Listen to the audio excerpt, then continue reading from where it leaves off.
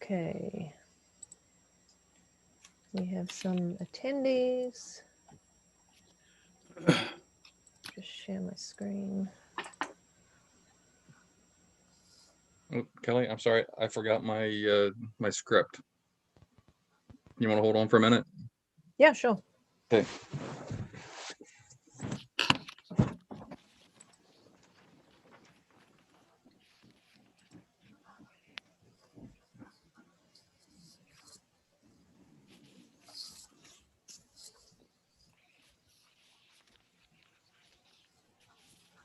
Kelly, am I the co-host or are you all set? I will make you co-host. Okay. I see we have a lot of attendees, so I'll just try and keep an eye on that too. Yeah, there are a lot. Thank you. Yep.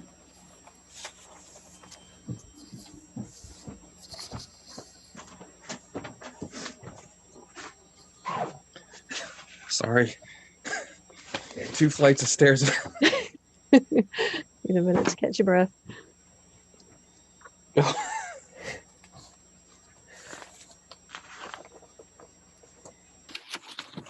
All right, let me know when you're ready. I'll get us started. Okay, go ahead. Okay. The March 4, 2021 meeting of the Yarmouth Conservation Commission is about to be convened. As a precautionary measure to reduce the spread of coronavirus, all town buildings are closed to the public. Therefore, this meeting will be held by remote participation. My name is Kelly Grant and I will be moderating participation for this meeting. I will now turn it over to the chair. Thank you, Kelly. My name is Ed Hoops. I'm the chairman of the Yarmouth Conservation Commission. I will begin by taking a roll call for quorum. See, David Bernstein. Present. Rick Bishop is not present. Tom Durkin.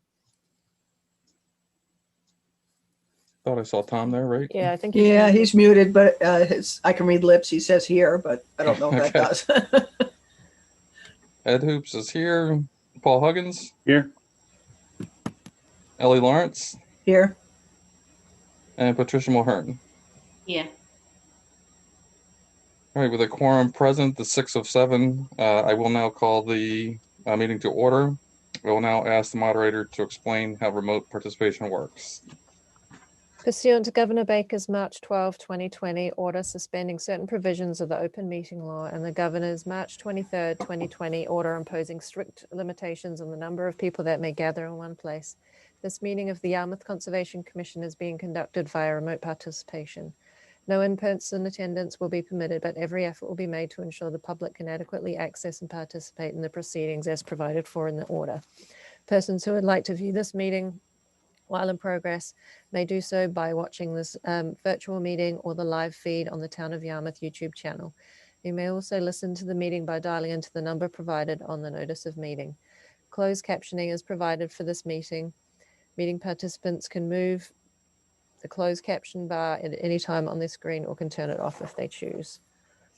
Please be patient as we work to overcome any technological challenges with the virtual meeting. To reduce confusion, all participants of the meeting are muted by the moderator. As participants are called upon to speak, they will be unmuted. Applicants can use the raise hand button or press *9 on their phone to identify themselves to the chair. The meeting host will then unmute applicants when they are called upon to speak. During the portion of the hearing designated for public comment, the chair or moderator will ask who in the audience has any public comments or questions. Members of the public attending virtually will be able to make comments using the raise hand button within the meeting. If you are dialed in to the phone number provided, you can press *9 on your phone to indicate that you would like to comment. Please wait for the chairman to recognize you before speaking. Members of the public who wish to provide comment are asked to identify themselves by first and last name and affiliation for the public record and then provide their comment. Prior to concluding opportunities for discussion, comment, or question, the chair will ask a final time if anyone wishes to speak on the matter. All votes must be roll call votes. After a motion is made and there is a second, the chair will ask the moderator to take the roll call vote. The moderator will report the roll call vote. All motions, decisions, documents, and letters will be verbally read into the record. If it appears the meeting cannot or should not proceed, then the moderator will recommend the chair request to continue the hearing to a later date and time or until public meetings can resume normally.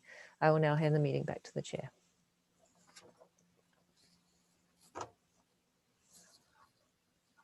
You're muted, Ed. Yes, I am. I was just checking. First order of business is a discussion of the commission discussion on draft revisions to the Town of Yarmouth stormwater bylaw regulations.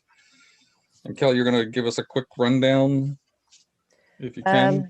Yeah, so everyone had the summary notes in their packets, and you also have a copy of the draft regulations, the marked up copy of that. So I think the remaining issue to be addressed in the revisions was around, excuse me, around treatment for nitrogen. So this was just to open a discussion between the commission members with regard to that and how we want to proceed. Just a few points up front to start that discussion. So in the summary notes, we talk about the primary source of nitrogen pollution in town being from septic system discharges at about 85%. And this bylaw doesn't address septic system discharges. It's purely focused on stormwater discharges. And stormwater runoff is thought to account for about 7% of the nitrogen pollution problem in the town. And then coupled with that, there is difficulty in treating nitrogen in stormwater due to its complex biochemical cycle. So it's a lot more difficult to remove than phosphorus. And then I guess the other point is that these are projects that are over 1 acre in size. So for new development or redevelopment that results in a disturbance over 1 acre in size. So, you couple that with that 7% figure for the contribution of stormwater to the nitrogen problem. I guess it just kind of puts it in perspective. So what we tried to do is kind of look at, because the regulations at the moment address specific requirements for suspended solids and total phosphorus removal. We wanted to kind of get an idea for, the BMPs that are used to address those as to what kind of numbers we would see for nitrogen removal using those BMPs. So we had our consultant, Rebecca Bulkey from CEI, look at the effectiveness of infiltration BMPs at removing nitrogen, and they kind of equated it to the use of a sand organic filter BMP, and then based on the local soil conditions, we would look at getting up to about 32% of nitrogen removal using those BMPs. So I guess the point there is that even if if nitrogen is not the target pollutant, in the BMP, there is still going to be some nitrogen removal. If the commission wanted to look at a specific nitrogen removal BMP, basically the option would be a gravel wetland, similar to the one that was permitted by the commission at Colonial Acres parking lot. You might be familiar with that one. And that was effective at removing just over 52% of nitrogen and 46% of phosphorus at a cost of about, I think it was $13,600 per pound of nitrogen. So the cost is obviously fairly significant. So one other area of the regulations where nitrogen could be addressed is through the erosion and sediment control measures and the operation and maintenance plans, where we could look more at the sources of phosphorus and nitrogen. So, if the main sources are from fertilizer use and organic materials such as leaf litter on a property, you could look at good housekeeping procedures on a site, which can be, regulated and enforced through the regular inspections that are required under a permit to make sure that sources of those pollutants are being minimized. So therefore the need is further reduced to then need to treat them. So we have in the audience Amanda Lima, who is the town engineer, and we have Rebecca from CEI and Kathy Williams. So if you guys wanted to have a discussion, if you have any questions that you wanted to ask, then we can do that now. Okay. Does anybody have anybody on the commission have any comments or questions? I have it. Tom, go ahead. Kelly, first of all, it's an excellent paper. You bring out some very fine points for discussion. Sounds like it was written for an advanced degree candidate. If we go to the second page on 10, I think it's somewhat misleading to say that a pound of nitrogen removed costs $13,600. If you have an Olympic pool, and it's my understanding that you put an eyedropper of nitrogen in that Olympic pool, you have contaminated the pool. I don't know where we would find 1 pound of nitrogen. So I think that that's a little misleading. I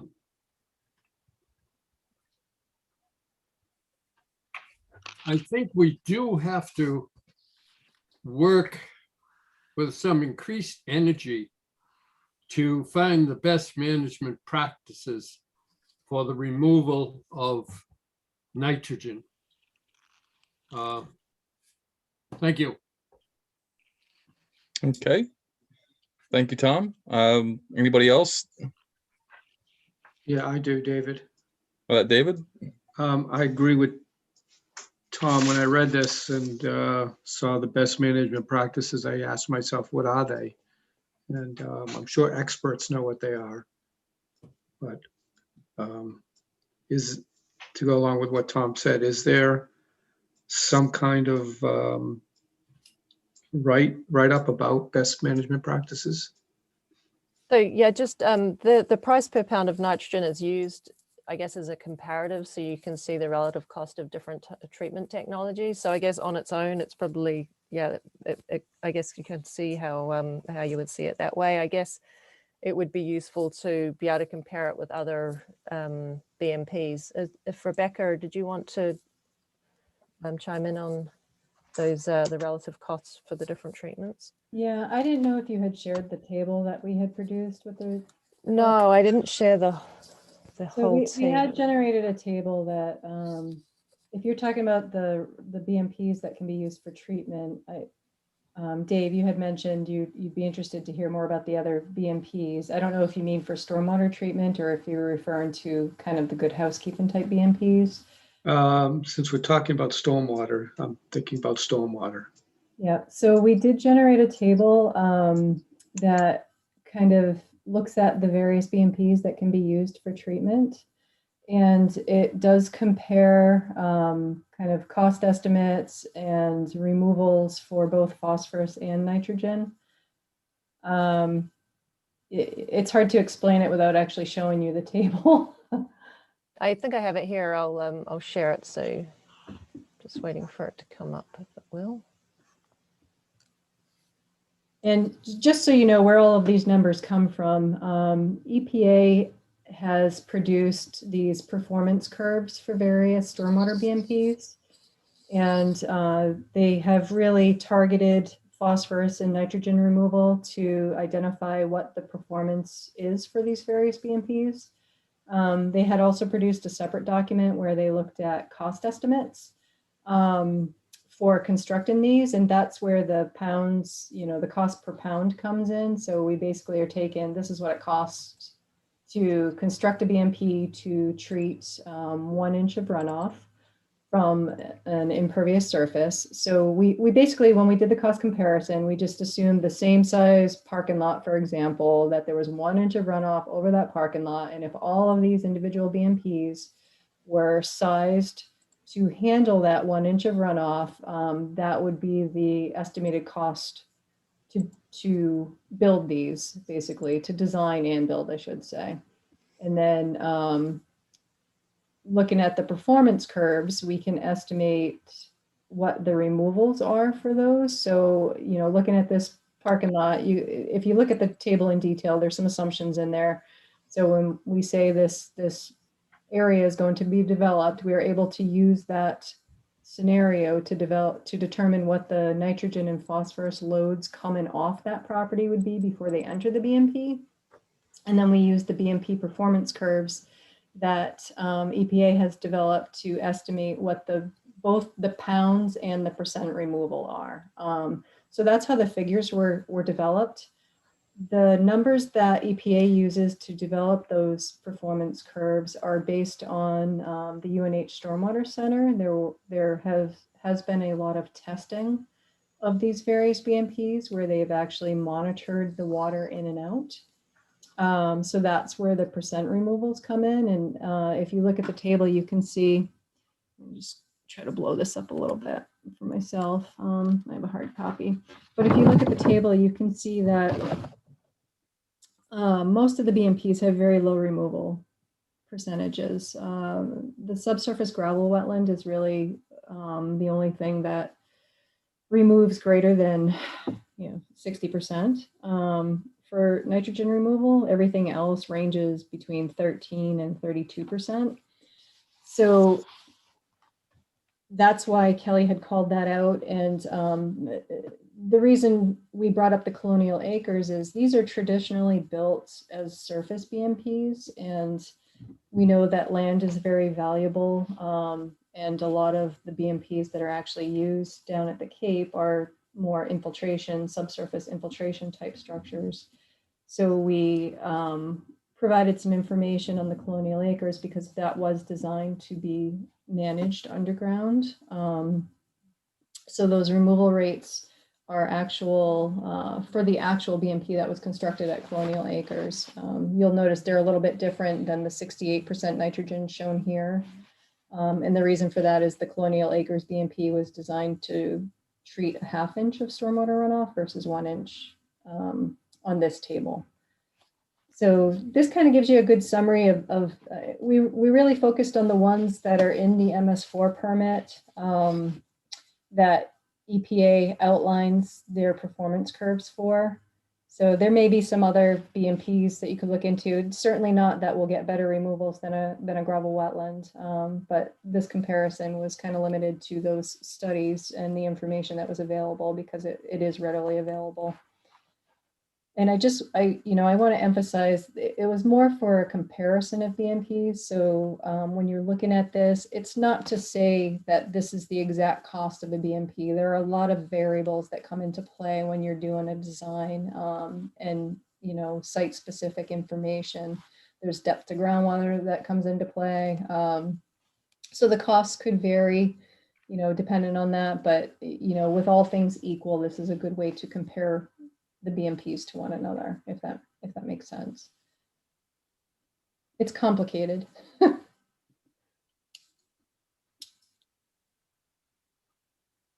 Okay, thank you, Rebecca. Sure. So do you have any other questions on, I know you haven't really had a chance to look at the table, but.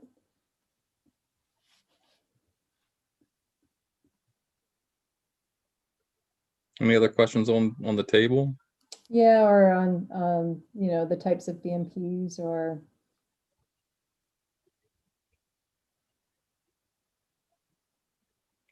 And just to add,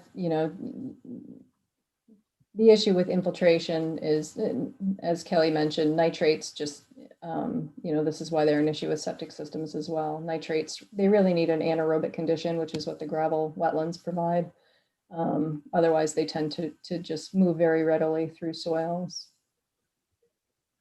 which is why you have some lower rates with just straight up infiltration.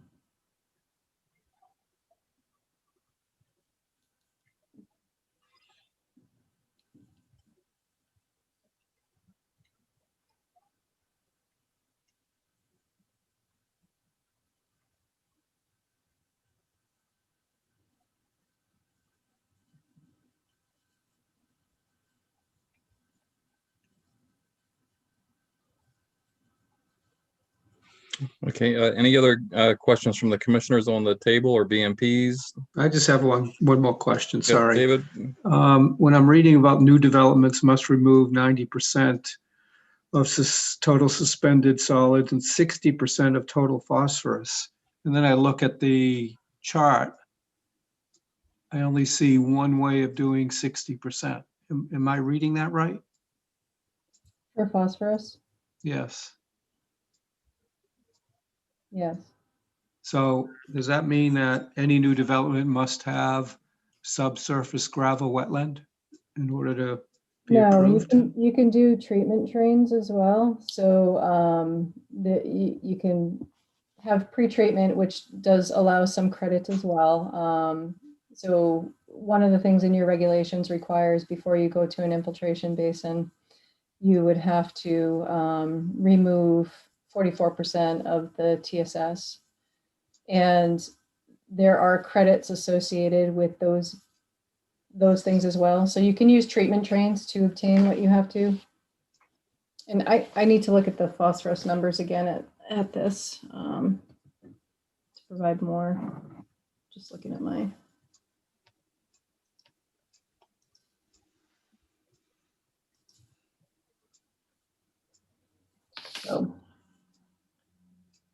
So you can use treatment trains. But I do want to look at the performance curves a little more.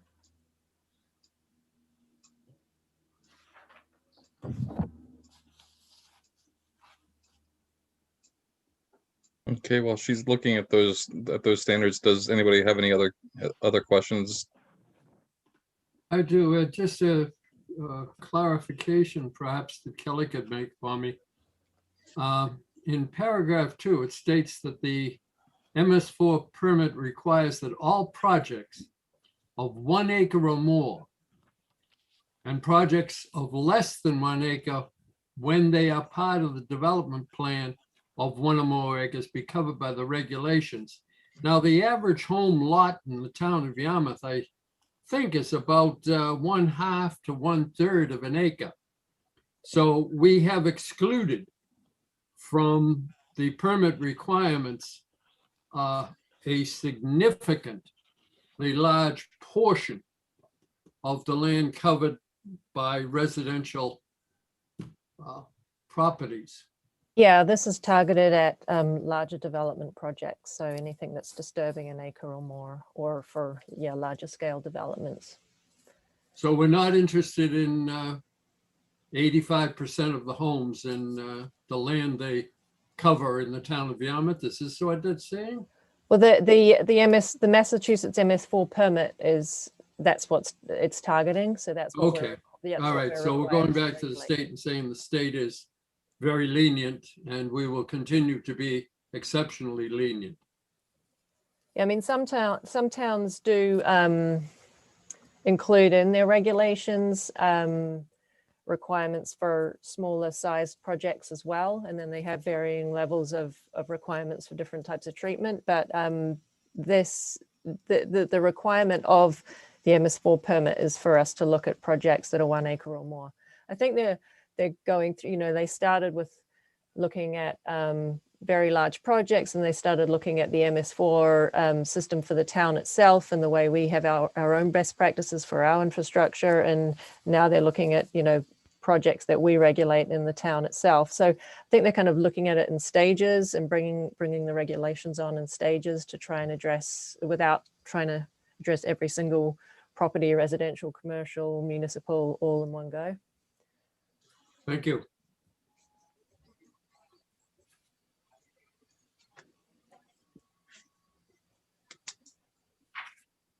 Okay, anybody else? Nope. Rebecca, I hate to put you on the spot. It's like, are you a speed reader reading through all the standards there, or? Yeah, I actually, the ones with the nitrogen are because they reissued the permit. I don't have that right in front of me. It might be something I just, like I said, I just wanted to double check it to see. I'm looking at the wet pond performance just as an example, and it is showing the 53%. So I just wanted to double check the numbers a little bit too. So I can do that and send that back, but it looks right. I just wanted to make sure there wasn't something off. But I'm looking at, like I said, the phosphorus for the wet pond, and it's 53% for the 1 inch, which is what we're showing here. So I just wanted to cross check a couple of them. But as I Okay. said, it's usually the treatment train that you look at. And, you know, typically you do have some TSS removal that has to happen before you go into an infiltration system. So with the cumulative approach, you can get that removal. Okay, thank you. Any other discussion or questions from the commission?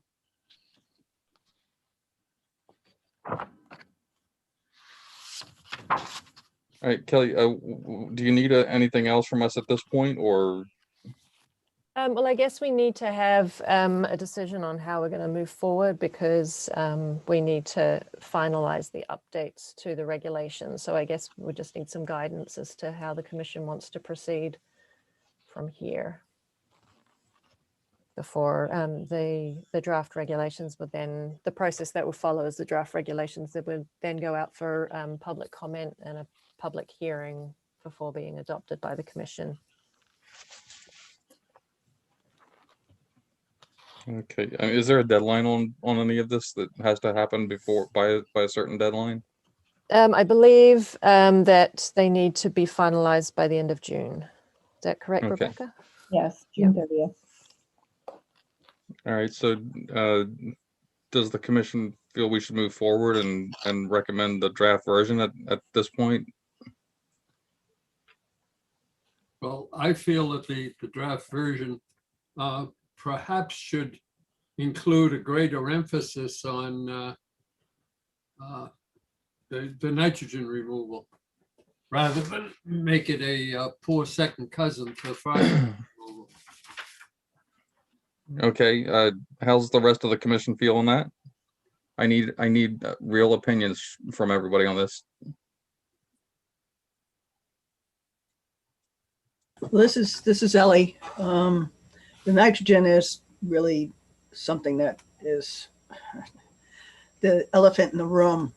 It may take away the phosphorus, but I think we do need to focus on the nitrogen, and maybe well, it says for an acre or more, but as Tom pointed out, a lot of the developed areas, the houses are on smaller lots, and that's giving us a big issue there. So if we can try and work on the nitrogen and add that in there instead of just the phosphorus, we'd be ahead of the game, I think. Okay, so you're limited to you want to include nitrogen, better standards for nitrogen removal? Yes. You want a % removal in there? Like a performance standard? Well, looking at your thing here, it's like 32. Can we do a 30%? Because that seems that it could be feasible on some of that.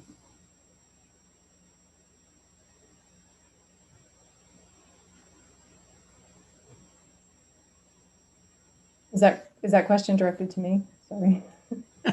Well, Well- 30% is what Ellie is suggesting as the performance standard. And so I guess the first question, Rebecca or Amanda, is that, I mean, obviously from your chart, that is doable. Is that correct? Yeah.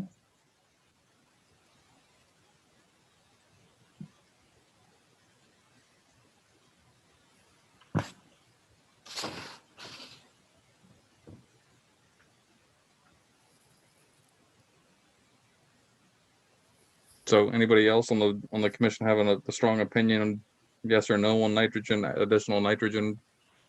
Well, this is David. Well, I agree with the nitrogen. I'm looking at costs and I'm saying to myself, yes, if you're a person who's doing some redevelopment in their property and now have to do this standard, and they're gonna have to figure out the cost. And I worry sometimes that where does the cost come in, I guess? What's costing the homeowner of a half an acre to get Well, to this is above an 30%? acre. These are projects over an acre. Well, but Ellie was talking about less than an acre. I understand that. I have no problem with above the acre. So we're looking at two revisions, one for nitrogen removal at a performance standard of 30% and a limit of a half an acre. Is that what everybody was saying? Is that what you were saying, Ellie? Yeah, because I would go with a half an acre on that. What I'm saying is, what's the cost for a homeowner with a half an acre, and is that fair for what they're contributing to the bigger problem?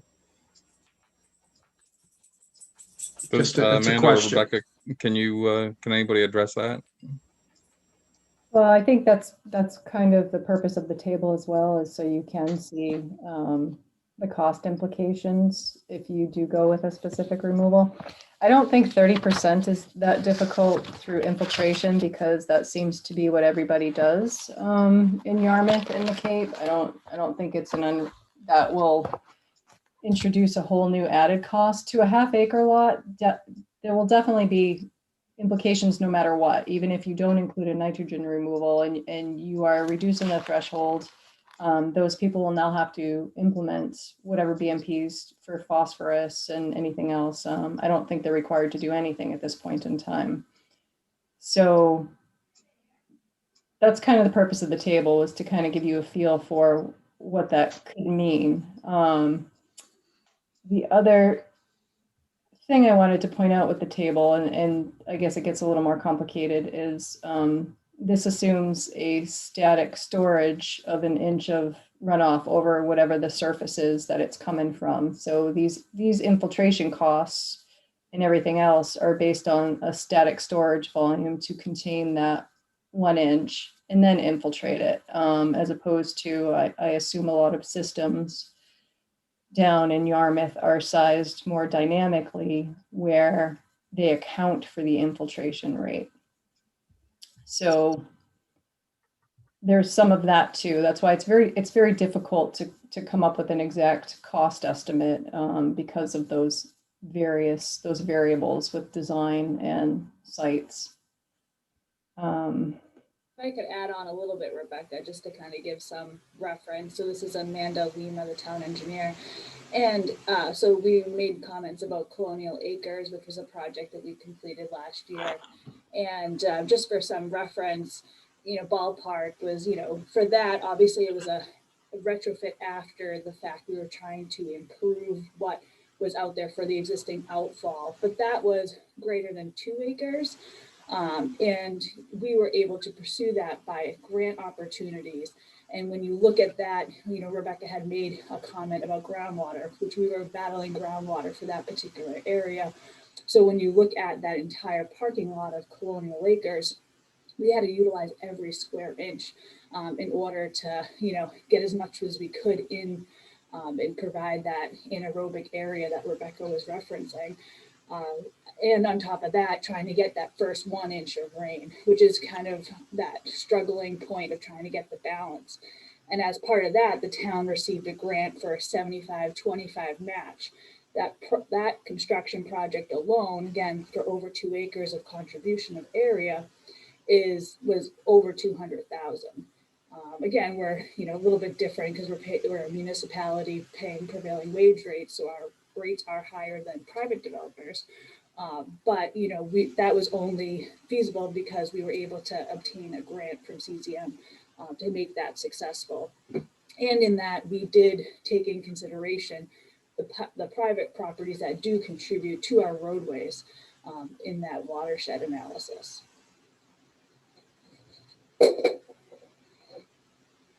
Okay, thank you, Amanda.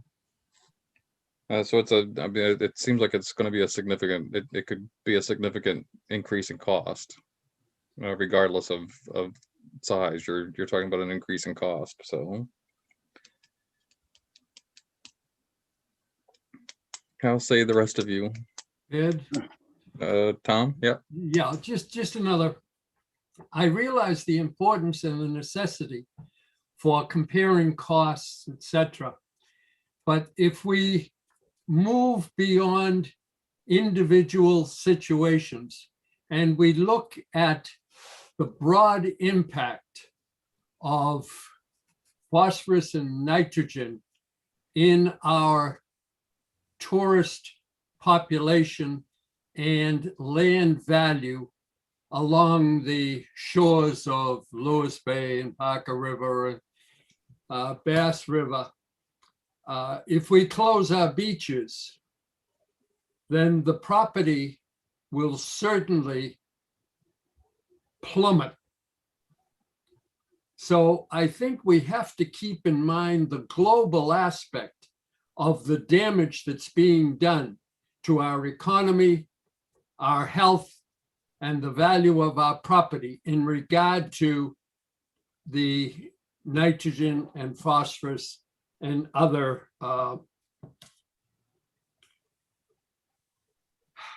nutrients that are put into our soil. Thank you. Okay, thanks, Tom. Yeah, I mean, I see what you're saying. I mean, I guess my only other thing I would go back to the point is that the significant contributor of nitrogen is not necessarily the stormwater. It's more it's the significant amount of nitrogen contribution is coming from septic systems. So am I right with that? I'm just going to make sure I'm stating fact there, but that's my understanding. Is that right, Rebecca? That's correct. About 85% of your nitrogen problem is from septic systems. So that's my concern, is that if we're lowering the size of the land, or decreasing the size of the land that comes into this jurisdiction, and increasing and having an increased cost, I don't know if we're necessarily getting you know the best bang for our buck out of that system. Then that's my concern. So I think, Ed, you're absolutely right. If we bring it down to specifics, I'm not talking about the necessity of thought in regard to specific situations, such as 85% versus 7%. If we're going to make an effort to improve the conditions on the Cape and the sandbar in which we live, then we've got to look at this as a global problem and not minimize specific aspects of it. yeah, no, I understand exactly what you're saying, Tom. Ed? Paul? Yeah, it's interesting conversation. I tend to agree though with David, and I think in terms of more specificity regarding cost. I don't know if certain things like certain scenarios could be developed, saying that if you had a half acre lot, and I don't know how many half acre lots are left in this town anyway, but if you were doing that, what would be the cost for this procedure? Could there be some scenarios that could be reviewed by this committee? Because, I mean, I think what Tom is saying also is very, very important, to do everything possible to protect the water and the land and everything else. However, are we willing to go to regulations that are just that stop construction in its tracks? I'm not sure. So that's why I would want to just know, okay, specifically, what does a scenario look like to develop the proper protections, and how would it impact upon, again, the development of certain areas in town? And make decisions from that point on, if that makes sense. Would there be a way we could get that if we continued to another meeting? Could we get that information? Would that be information that we could get reasonably easily, Amanda or Rebecca? This is Rebecca. It would require, I mean, if you wanted to evaluate various scenarios, you would want to provide like what those scenarios are. So maybe your most common developments, and we just have to run through the exercise. Basically, this is a typical house lot size, or commercial property size. If you wanted to compare specifics, you would need to lay out what that looks like for us to be able to generate something from that. And there still will be assumptions no matter what you do, because as I said, there are issues like groundwater. You know, the shallower groundwater makes for a larger system because you have to have a certain separation to groundwater. So in certain sites, the cost could be much higher if the BMP takes up a lot more aerial space versus a deeper site that has more storage capabilities like that. So there are always those nuances as well that are going to be a little more difficult to kind of pin down, unless you come up with some very specific site type scenarios that are common that you want us to look at, and we can develop some options like that. Yeah. Yeah, Paul. Yeah, you know, again, this is all very, very complicated and technical, I guess. But the thing is that what brings to mind is that there are many things that come before this commission regarding replacing, raise and replace houses, you know, on certain lots and so on and so forth. And I wonder if, just as a sampling, if some of those, as a hypothetical, can go back and kind of either construct or reconstruct, if this particular raise and replace require these regulations, what would it mean in terms of you know, the specifics of that regarding space that it would take, and also costs that the property owner might have to deal with. I don't know if that would be one way to go, because then at least you're looking back and using some things kind of randomly in terms of a model for the application of some of these regulations. I think so. Would we still have to? We would still have to. The projects that we would select would have to be of the same type, I think, is what Rebecca was saying. It would have to be something that they could assess. Sorry, they would have to be able to compare oranges to oranges and apples to apples, I guess is what I'm saying. I think that's what you were saying, right, Rebecca? Yeah, it was that, and if you wanted to really represent things, I just wanted to make sure that you were picking things that were representative of your most common situations. So it's not necessarily, I mean, you can have something that are two different sites, but you're trying to figure out what, you know, 50% of your developments are this. So you want to look at that scenario. That doesn't mean it has to be apples to apples to this other scenario that maybe makes up another 25% of the types of sites that you have. If that makes sense. I just, what I'm getting at is you just got to have very specific things that you want to outline, which would be, you know, this, like Paul said, maybe you pull out some old developments where they've torn things down and you can use those as an example, but you do want to pick things that are going to be representative of the bulk or majority of the information that comes to you or would go through this process. Sure. Hey, Kelly, would that be something that we could do fairly easily?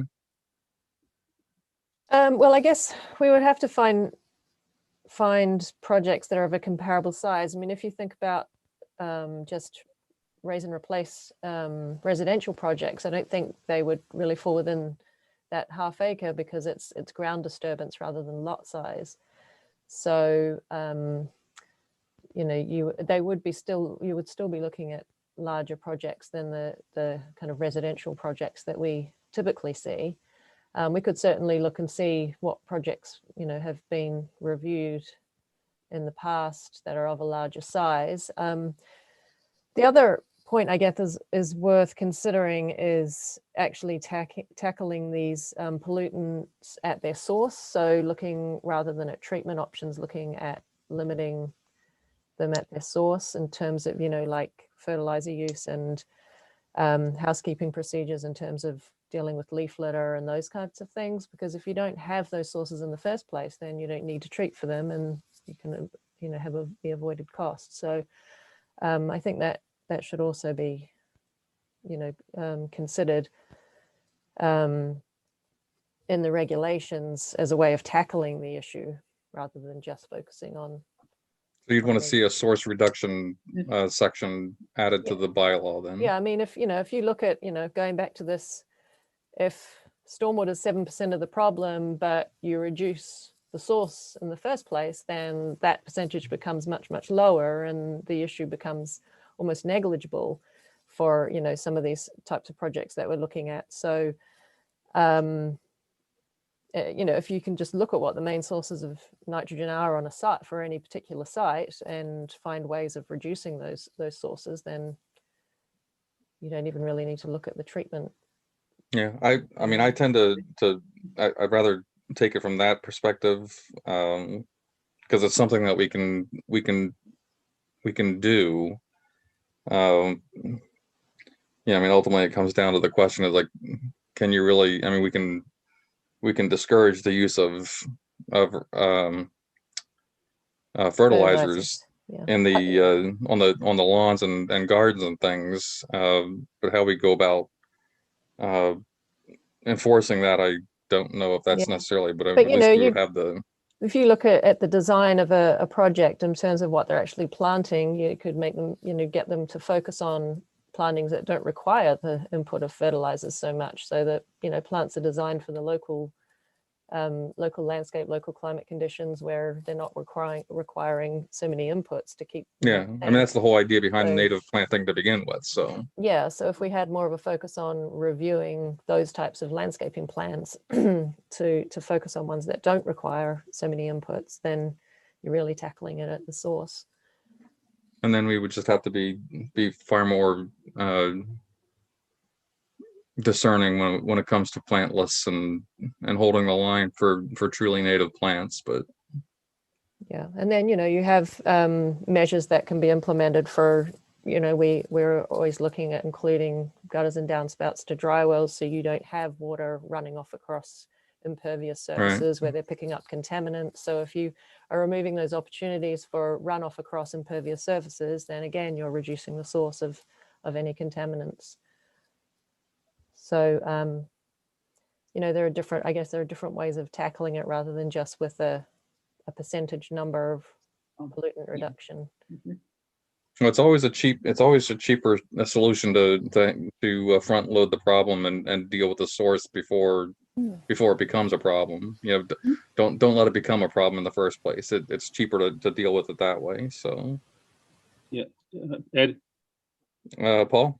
Yeah, that makes total sense as far as I'm concerned. We often in these meetings and reviewing things talk about, with property owners, the lawns that they have, and it's almost as if we enter into a negotiation in terms of how big the lawn should be and whether it be fertilized or not. But if there could be some very specific regulations related to this problem, I think that would make our job a lot easier too, and say, look, if you're living within this area, you just can't use chemical fertilizers. You have to take other approaches. I mean, that makes total sense to me. Because so often, as I say, it's almost like the property owner thinks, well, this is negotiations I'm entering into, and I've always kind of wondered about that, whether it really should be. Yeah, no, that's a valid point. How does it get us to how does it get to a resolution of the discussion tonight, though? So we want to see. So I think, is everybody good with source reduction being added to the revision or to the draft? I'm sorry. Yes, I am. Yes. Okay, I'm not hearing anybody opposed to that. No. All right. Ed, Kathy Williams has her hands up. If you want to see what she has to say, her input. Sure. Well, Kathy.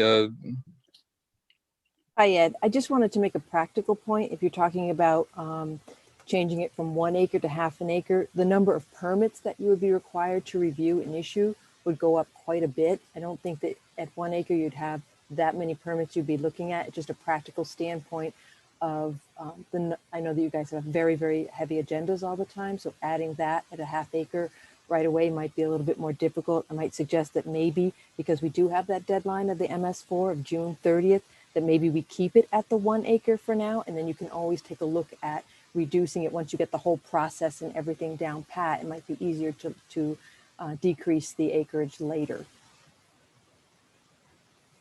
I mean, that's valid. I mean, it is a good point. And the June 30th is that everything has to be said and done by that time, right? Including public comment, or it has to be out for public comment by June 30th. All said and done. All Okay. completely done. Okay. Yep. Yeah, I mean, that's personally that's how I would rather keep it at 1 acre, but that's, you know, that's my opinion. But I agree with you. This is Pat.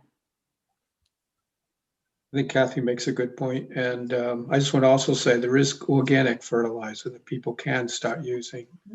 yeah, and there are a lot of towns that actually put into their special conditions for their order of conditions the fact that they say they discourage the use of pesticides or herbicides and fertilizers, and then they say if it has to be used, it needs to be slow release organic, that sort of thing. So there are other ways to do it. So are we still looking then at nitrogen reduction? And we're going to keep it back at 1 acre for lot size, and adding a source reduction. Everybody good with that? Yep. Yep. I won't Yes. object to it, but I don't feel comfortable with it. But you're willing to let it go forward, Tom? You think? Sure, along with, we've been letting things go forward for a long, long time. We might as well, sounds like we're willing to continue. Well, I think these are valid. They address valid points. So Absolutely, Ed, and I agree with all of them. I still think we should take a different perspective to this. That's all. right. No, I definitely hear what you're saying. I think in an ideal world, that's what we should all be doing, but.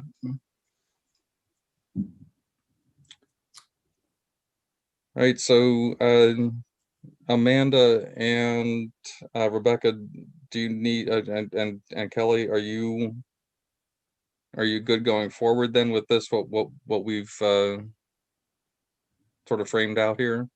So that was did that include a 30% nitrogen reduction standard? Right, and then 1 acre parcel size and then source reduction right. measures.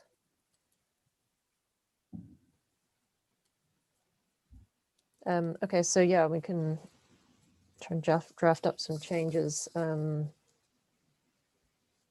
Did you guys, Rebecca, Amanda, Kathy, have any other questions like on how would we would word that or anything, or we think we got that covered? I have the full confidence in Rebecca that she can deal with that. Okay, so on that basis, does the commission want to see another draft before this goes to public comment, or are you comfortable with us making some revisions and then going to the public comment stage for a public hearing? I'm sure your Want to see revision. another draft, Tom? Pardon? Did you want to see another draft? No, I believe that Kelly can certainly make appropriate revisions. Okay, everybody else good on that? Yes. Yeah, yes. All right, and so unless there's any further discussion, I'd like to close the discussion on this and move on to the next item then. No vote needs to be taken? No, we don't need to do a vote right now. Okay. And again, obviously you'll have, public comment period that you can weigh in on as well then, too. So. All right. All right. Thank you, Kelly, for a very, very good narrative to the whole process. And thank you, Rebecca and Kathy and Amanda as well for your comments. Thank you. Thank you. All right. So with that, we'll move on to the next order of business, which is a request for determination of applicability for Lauren Truffrey, Seaside Cottages, 135 South Shore Drive, Yarmouth, Massachusetts. Proposed installation of 2 split rail fences on a coastal beach. And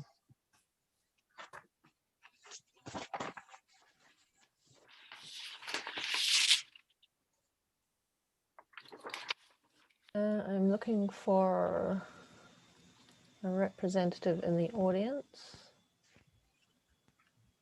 Oh, Lauren, there she is.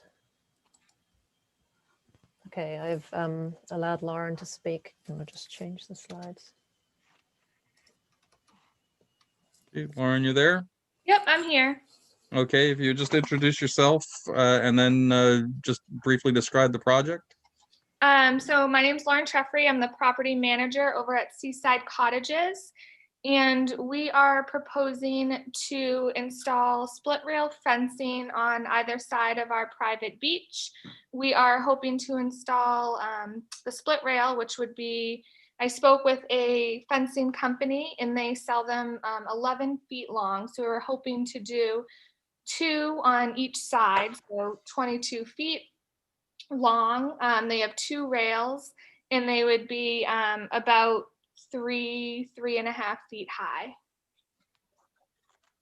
And that would just be us separating, our private beach from the public beach. Okay, thank you. Is there any questions from the commission? Ed, Paul? is this a common way of separating the beaches? Or is it something, because I kind of don't, maybe I don't spend enough time on the beach, but is this the most common and most practical way to do this? So we took over as management. This is our 2nd year at Seaside Cottages. Yeah. But there has been fencing on this beach for over 40 years. Last year, we did have a complaint with the fencing that we had up because it was more of a picket fence.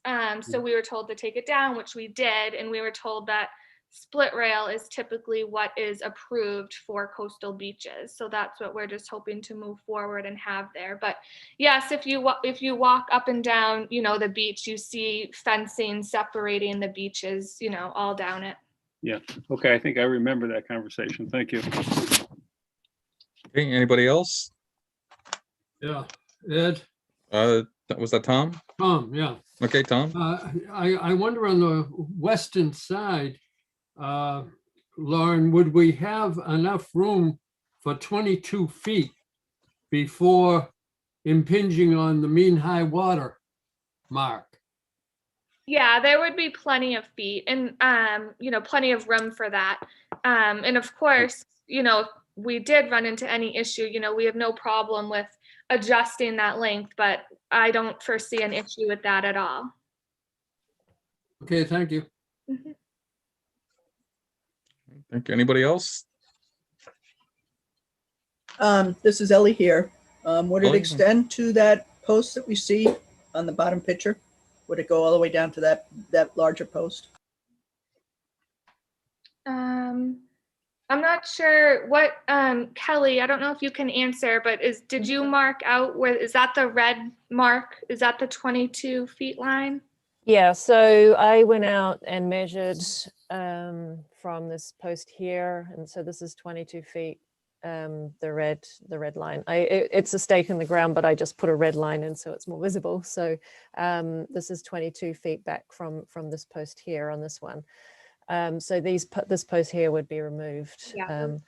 So yeah, at this end, I feel like there's enough room here and there's a bit of space before you hit this. I guess this is the mean high water and then high water that we had with the moon tide.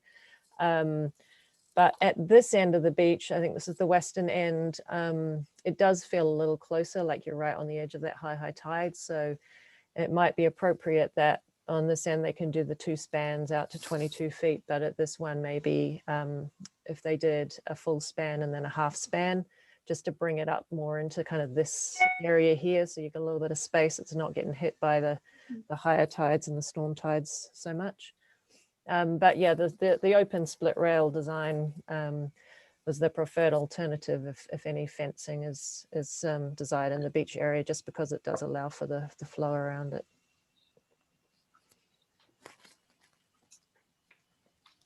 Okay, any other questions from the commission? One comment, David. Yep, I was David? there at high tide yesterday, and I agree with what Kelly said. The bottom picture would be fine at high tide, and the top picture needs to come in a little bit. Is my opinion. Because you're just gonna move it in where your hand is now, Kelly? Yeah, so that would probably be about a span and a half at about that point, which would just give a little bit of space between that higher tide. Okay. All right, you understand what they're asking for then, Lauren? Yep, that's fine with me. Perfectly Okay. fine. Okay. Any other questions from the commission? Kelly, are you all good? Yep, that's fine. I can include that in the description and the determination. Okay, is there anybody in the audience who has any comments, questions with this? Raise your hand digitally right now. Don't see any. I don't see any. Unless there's any further discussion among the commission, may I have a motion for a -2, right, Kelly? That's correct.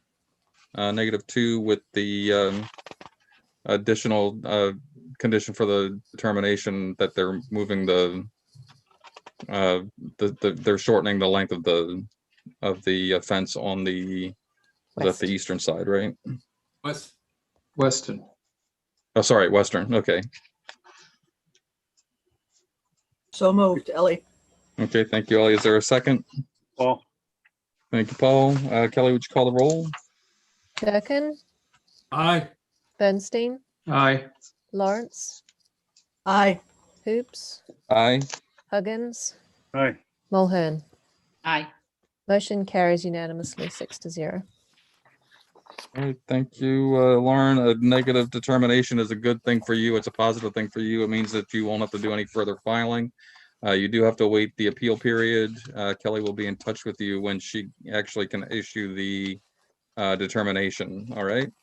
Thank you. All right, thank you. Next order of business is a continued notice of intent, continued from February 18th, 2021 for SE 83-2267, Chris George, waters outside the mouth of Lone Tree Creek in Cape Cod Bay. Proposed 3-acre aquaculture farm within land under ocean and land containing shellfish. And we finally have our natural heritage and DMF comments. Who is the representative? Is it Chris? Chris George, yes, I've allowed him to speak. You can go Okay. ahead. Hello, Chris George, Lone Tree Creek Sea Farm. Hi, Chris. If you would just briefly describe what you'd like to do.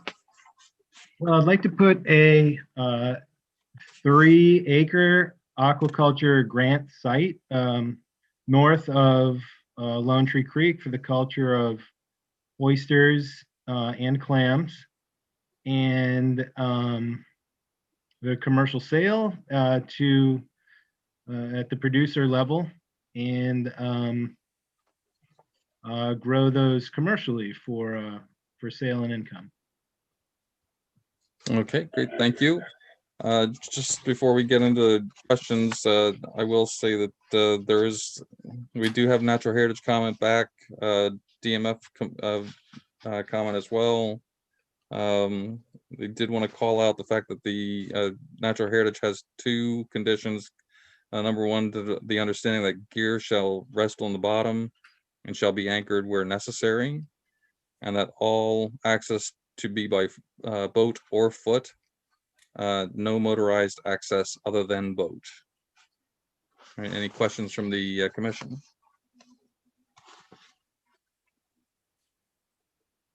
All right, Kelly, any comments, concerns? No, I'll just run through quickly. We had the DMF conditions as well, which just required that from February 1st to April 30th, all floating gear must be sunk or removed. But it doesn't sound like there's going to be any floating gear if it's all bottom anchored or resting on the bottom. Remaining vertical lines attached to bottom gear shall be reduced in number to the extent possible, be kept under tension, and shall be attached with 600-pound breakaway links or ropes of appropriate breaking strength. Lines deployed from May 1st to January 31st shall be kept under tension or sheathed to avoid turtle entanglement. Any entanglement shall be must be reported to the Marine Mammal and Sea Turtle Stranding Entanglement Hotline. And I think that was all. So they would just need to be included in the order of conditions. Okay, thank you. Is there anybody in the audience who has any comments, questions, concerns with this project? If now, please raise your hand digitally if you do. I don't see any. Nice. Oh, I do see. John Reeve. Should be able to unmute now. John, if you state your name for the record and then make your comment. This is John Reeve. I have a shellfish grant off Mill Creek, the entrance, which will be reasonably close to the area Chris George is considering. And yeah, I mean, and Chris has asked me to comment on this tonight, if that makes sense. And oh, yeah, sure. So we're basically in the best of times and the worst of times, to quote Victor Hugo, over the last year or so. 2019, we put our first spat onto the farm, and 2020, we had very good growth. And I'm pleased to say we produced some very, very tasty oysters that are now featured at the Old Yarmouth Inn and Island Creek and various other places. But given the constraints that are placed upon us, that by foot access only at low tide, and then we have boat access when it's mid tide or high tide, we are not able to produce a huge quantity. But the bottom line is that I think this is a very good area for growing oysters, and it does contribute to the Yarmouth economy big time. Okay, thank you very much. Let's see, I think that's all we have. Anybody else in the public who has any comments, questions? All right, if not, if there's any further discussion among the commission. Paul?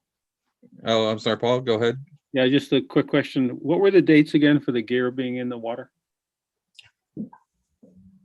Wasn't there a date? There are requirements for sinking floating gear or removing floating gear from February 1st to April 30th. And then lines deployed from May 1st to January 31st need to be kept under tension or sheathed to avoid turtle entanglement. May I add something here? This is John Reeve. Yeah, John. There's no way floating gear will work on this site or Chris George's proposed site. Yeah, there is no floating gear associated with this project. So correct. And I think both Chris and I understand that given the constraints placed upon us in the last market, that we had too many oysters out there to bring in. But our intention probably will be in the future to bring everything in, including bottom placed gear. I mean, this is a very relatively exposed site. So the whole floating gear issue is just makes no sense whatsoever. okay, all right, thank you. Thanks. Unless there's any further discussion, then would somebody like to make a motion to approve this project with the special conditions that are already noted in the discussion? Tom Durkin. So Thank you, Tom. Is there a second? Second, Ellie. Thank you, Ellie. Kelly, would you call the roll, please? Durkin, aye. Bernstein, Aye. Lawrence, Aye. Hoops, Aye. Huggins, Aye. Mulhern. Aye. Motion carries unanimously 6-0. All right, thank you. Thank you, Chris. Thank you, John. Thank you, commissioners.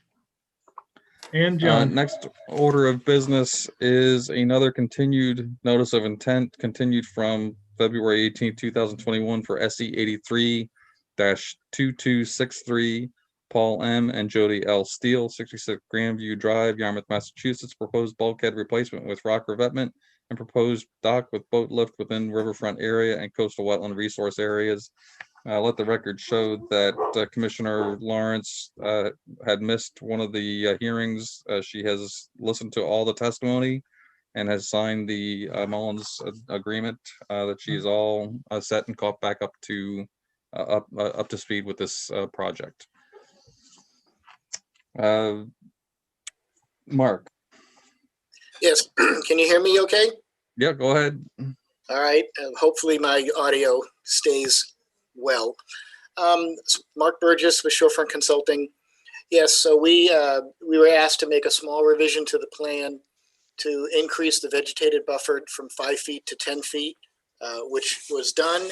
I updated the planting list and put the common name or technical name in there and readjusted the quantities accordingly. And truth be told, I also added a 2-foot graded platform on the piece of the lift between the boat and the dock, and we did that for another project so you could stand on the lift without going, falling through on the side of the boat. Those are the only changes that were made, and we did receive stamp plans today from Down Cape, and they were emailed to Kelly, and I will bring over, I think if you need one hard copy, I'll bring those over tomorrow to you. Thank you. That's it. Okay, thank you, Mark. Any questions from the commission? Kelly, you all set? I'm all set. Anybody in the audience has any comments, questions, concerns?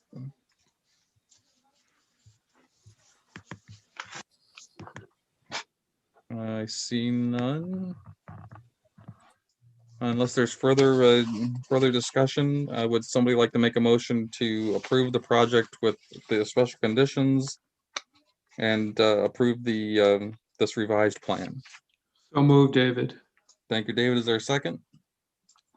Second, Tom. Thank you, Tom. Kelly, would you call the roll? Birkin, Aye. Bernstein, Aye. Lawrence, Aye. Hoops, Aye. Huggins, Aye. Mulhern. Aye.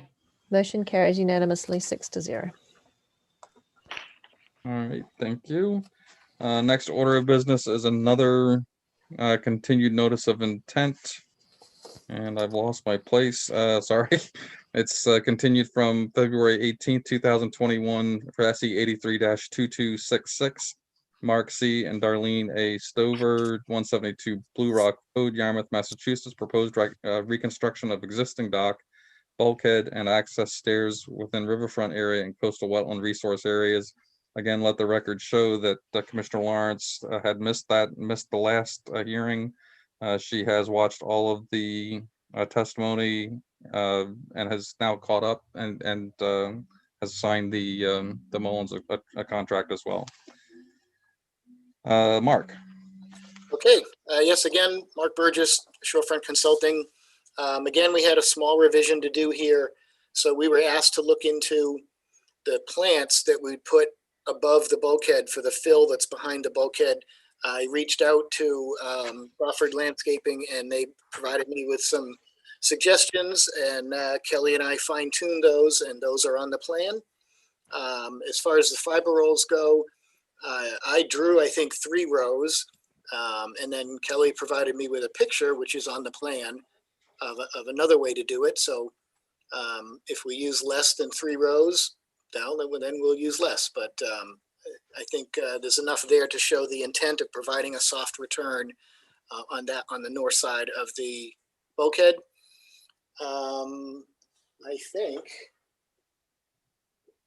I think that was it. So, and again, the stamp plans were emailed at around like 4 o'clock today, 4:30 maybe. So you have them, and I'll bring in an original tomorrow. I'll bring in a hard copy tomorrow. Okay. All right. Thanks, Mark. Questions from the commission?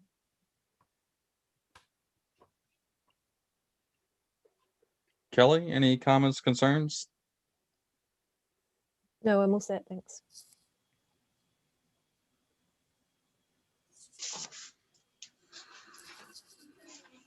So did you say you were good, Kelly? No, I'm all set, thank you. Okay, I'm sorry. Anybody in the audience has any comments, questions, concerns with this project? Raise your hand digitally if you do.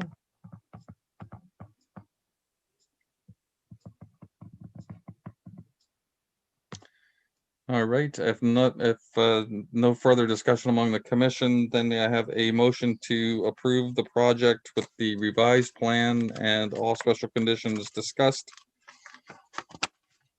So moved, Pat. Thank you, Pat. Is there a second? Second, Ellie. Thank you, Ellie. Kelly, would you call the roll, please? Durkin, Aye. Bernstein, Aye. Lawrence, Aye. Hoops, Aye. Huggins, Aye. Mulhern. Aye. Motion carries unanimously 6-0. Awesome. Can I ask one Okay. quick question? Kelly, Yeah, go ahead. How did you move the picture to a different part of the plan? I just screenshotted parts of your plan and moved it around. Oh, okay, cool. That's great. All right, thank you, everybody. Good job. Have a good night. All right, thank you, Mark. You're welcome. Let's see, next order of business is a notice of intent for SE 83-2272, Town of Yarmouth, Higgins Kroll Road, Yarmouth, Massachusetts. Proposed construction of a new shared use pathway along the east side of Higgins Kroll Road within the buffer zone to bordering vegetated wetlands. Kelly, who is the representative for this? Okay, so I'm going to promote a few people to panelists so that they're able to share their screen with us. So if you just give me a moment while I do that. While Kelly's waiting, I want to officially say, after teaching English for 35 years, it was not Victor Hugo, it was Charles Dickens. Okay, I just want to make sure we all know that. I was gonna see if there's anybody caught that. I thought I was the only person that thought that, but I was pretty sure of that as well, but I taught that book for 20 years, so. First line. Yes, it is. But then I felt The kind of Times was stupid. worse. I said, well, maybe I'm wrong. It's like, No, I just didn't want to embarrass him. No, that's. We had a Okay. pause, so thought we'd entertain ourselves. All right, so we have some folks joining us as panelists. Hi, good evening. Hi Okay, there. Danielle, go ahead. You're gonna sort of be the ringleader. Sure, I'm actually going to have Mike Doobie from Green International start us off with a kind of an overall description of the project, and then I can take it back and talk about the environmental components, and then I will have Jim Thorne from our office kind of talk about the stormwater component, because that's a kind of an important aspect of this project. So Mike, if you want to go ahead and kind of start us off with a description. Sure. So I'm Mike Doobie. I'm the project engineer on this project. The project is proposed along Higgins Kroll Road and extends from Buck Island in the south to the roundabout in the north. We're proposing to construct a shared use path along the east side of the road to provide bicycle and pedestrian accommodations and increase safety along Higgins Kroll. The shared use path is a 10-foot wide path with a 5-foot wide grass buffer for the majority of the project. There is a section between Lavender Lane and Horse Pond Road that the path is adjacent to the roadway, and it'll be separated by curbing. This is done to minimize impacts to the abutters in that section. The project includes some infiltration trenches and porous pavement to meet some of the stormwater requirements, and it also proposes additional signage along the path to enhance safety. This path will provide a connection to the existing Cape Cod Rail Trail. The existing trail is just south of Mid-Tech Drive, and then it also will connect to the proposed Cape Cod Rail Trail extension in the north, which will be at the roundabout. The project, as proposed, is broken up into 2 construction phases. The first phase will occur in 2021, and this section will include the section between the elementary school driveway and the gravel parking area. And then the second phase, which will be in 2022, will include the section beginning at the beginning of the project at the roundabout in the north, extending to the elementary school driveway. And then we'll go from the gravel parking area, which is just south of the police station, down to Buck Island Road. Although the project is broken up into 2 construction phases, the project will be, or is proposed to be permitted as one project. So I'll now let Danielle and Jim discuss the stormwater aspects. Okay, thank you. Sure. Is it okay? I'm going to try to share my screen again. And just so if you can see. Are you able to see the figure in front of me? Yep. Okay, great. Yeah, we this got is- it now. Okay, so this is the environmental figure we had used in the notice of intent that kind of just shows the environmental impact. So you can kind of see there are adjacent wetlands that are located, certain portions along the path. The Higgins Crowell Road itself, all of the work that we are doing with regard to the shared use path is in buffer zones only. But some of those buffer zones, not only is there the 100-foot Wetlands Protection Act buffer zones, but you guys have local buffer zones, the 35-foot and the 50. And so we are asking for a variance for the work within the 35-foot and the 50-foot buffers. The existing road is within some of those buffers anyways, but as you can kind of see down toward this wetland area too, the shared use path is along the entire eastern side.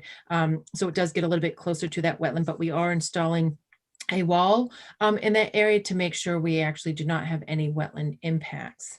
The proposed project is considered a redevelopment project. So Jim starts to talk about stormwater. It is in reference to the redevelopment standards. In addition, this project is also meets the criteria for limited project provisions under the Wetlands Protection Act. And then basically, also on the top right, you can kind of see where this wetland area one is, 90% of the project is all on the eastern side. We do have one new cross culvert that's going wetland system, or actually upgrading of the wetland system. And that wetland system does have an associated priority habitat associated with it. So we did send a copy of the NOI to Natural Heritage. Because we're not actually impacting the wetland at all, they actually already responded to us that no other additional permitting is needed with them and they're all set. So we are good with Natural Heritage. So basically, environmentally, the work, as I mentioned, is all with buffer zones, but the stormwater component is a little bit more of the bigger component of this. And so I'm going to let Jim kind of talk about our stormwater mitigation for the shared use path, obviously with it increasing impervious area along the majority of it and the different components that we used for design to meet the stormwater regulations. So I'm going to try to switch to the proposed watershed plan. Hi, I'm Jim Thorne, Green International, and just wait a second until Danielle can bring up the watershed plan, and I'll just kind of discuss all the different discharge points under existing and proposed, and what type of BMPs we're going to use and where they're located. So here's the existing. Looks like we're still, at least I'm still seeing the resource map right now. Oh, okay. Let me see if I need to share a different. Let me stop share for a second. I think it shares per document, so I apologize. I will. Are you all now able to see the Yes. the existing conditions plan? Okay. I can see it. Okay. So we'll start on the north side of the project, which is the left side of the screen.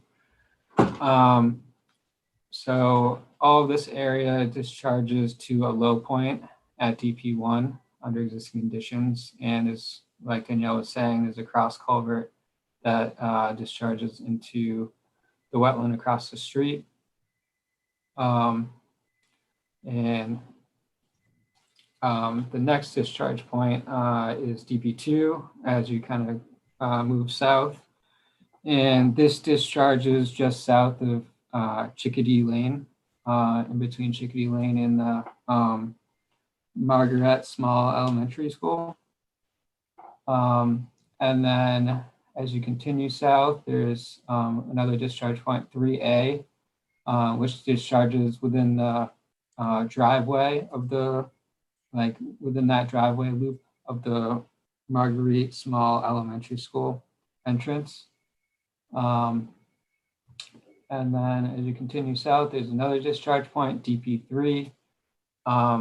This discharges in between the Marguerite Small Elementary School and the middle school. And it goes to a large depression area in the woods.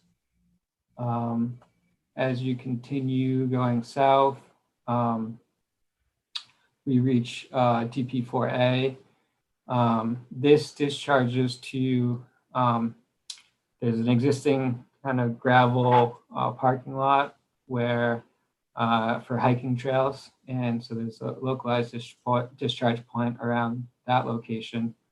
And then as you continue going down the hill, there's a large wetland where DP4B is located. And then as we continue going south, we have DP5, and this is a low point in the roadway where there's an existing catch basin that outfalls across the street to the wetland system. And then finally, there's DP6, which all goes downhill to an existing closed drainage system that connects into Buck Island Road. And that's pretty much the existing discharge points. And under proposed, where there's no more additional discharge points, it's kind of, we're trying to mimic existing drainage patterns as possible. But since we are adding the shared use path, we are adding impervious area. So we are mitigating peak flows to the maximum extent practical and providing water quality treatment. So for DP1, that area is being treated with a combination of porous pavement and infiltration trench. And like Danielle said, we're going to have a new cross culvert that will discharge to the wetland, and this will be fully treated by porous pavement. The next discharge point is DP2, which will be treated by an infiltration trench as well.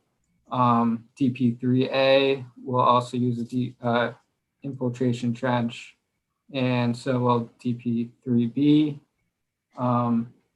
As we continue going down, DP4A will also use an infiltration trench.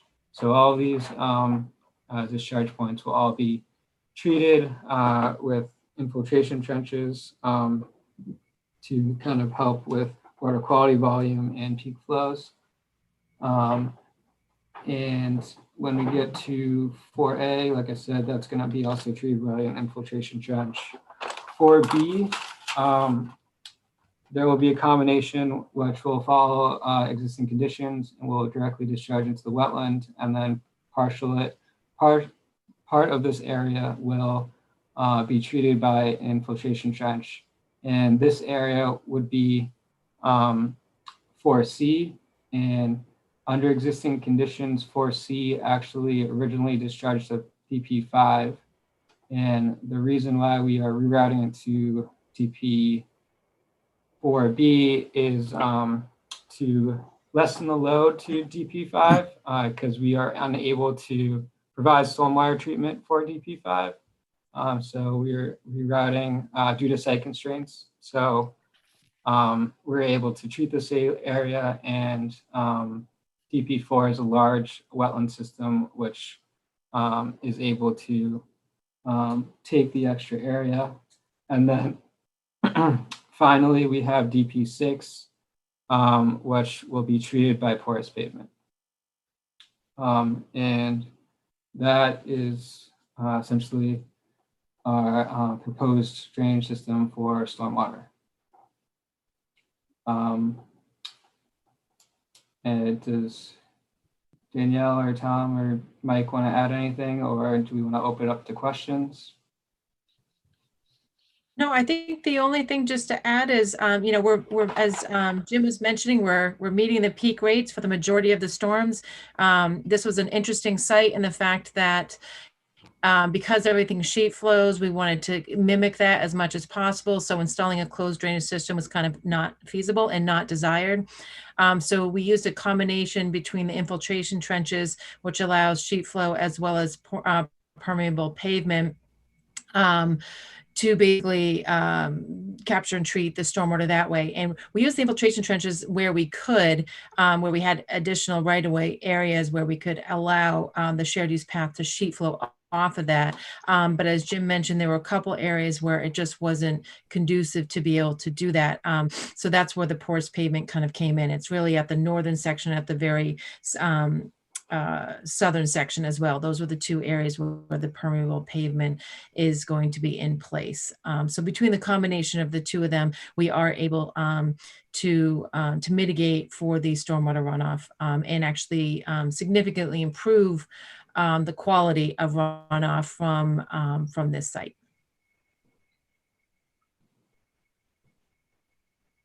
Okay, I'm going to turn it over to commissioners first and ask if they have any questions for anybody.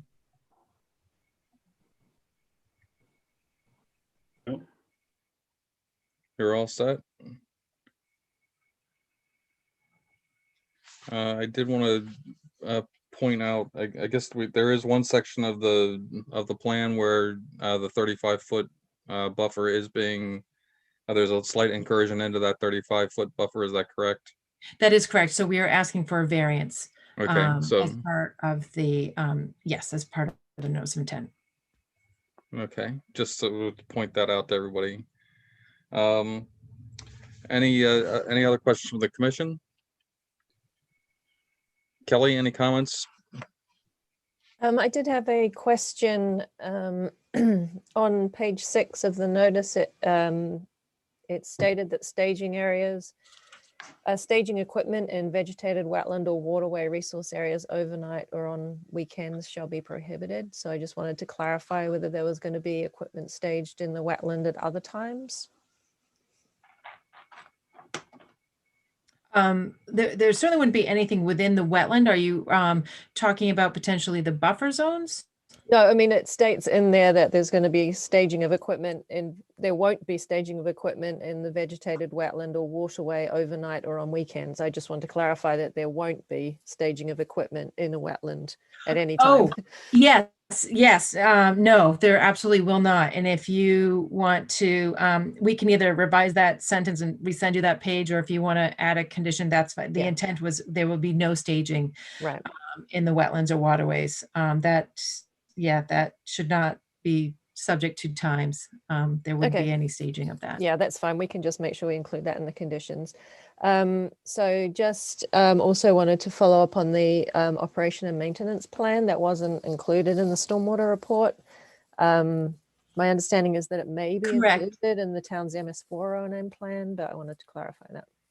Sure. And Amanda, I don't know if you want to touch on this, but it's my understanding it's actually not specifically outlined in the town's O&M. So what we were going to suggest is maybe to condition that, you know, a supplemental O&M can be submitted prior to construction, you know, for the Concom to review, you know, for the specific porous asphalt in the infiltration trenches. Amanda, I don't know if you wanted to add to that.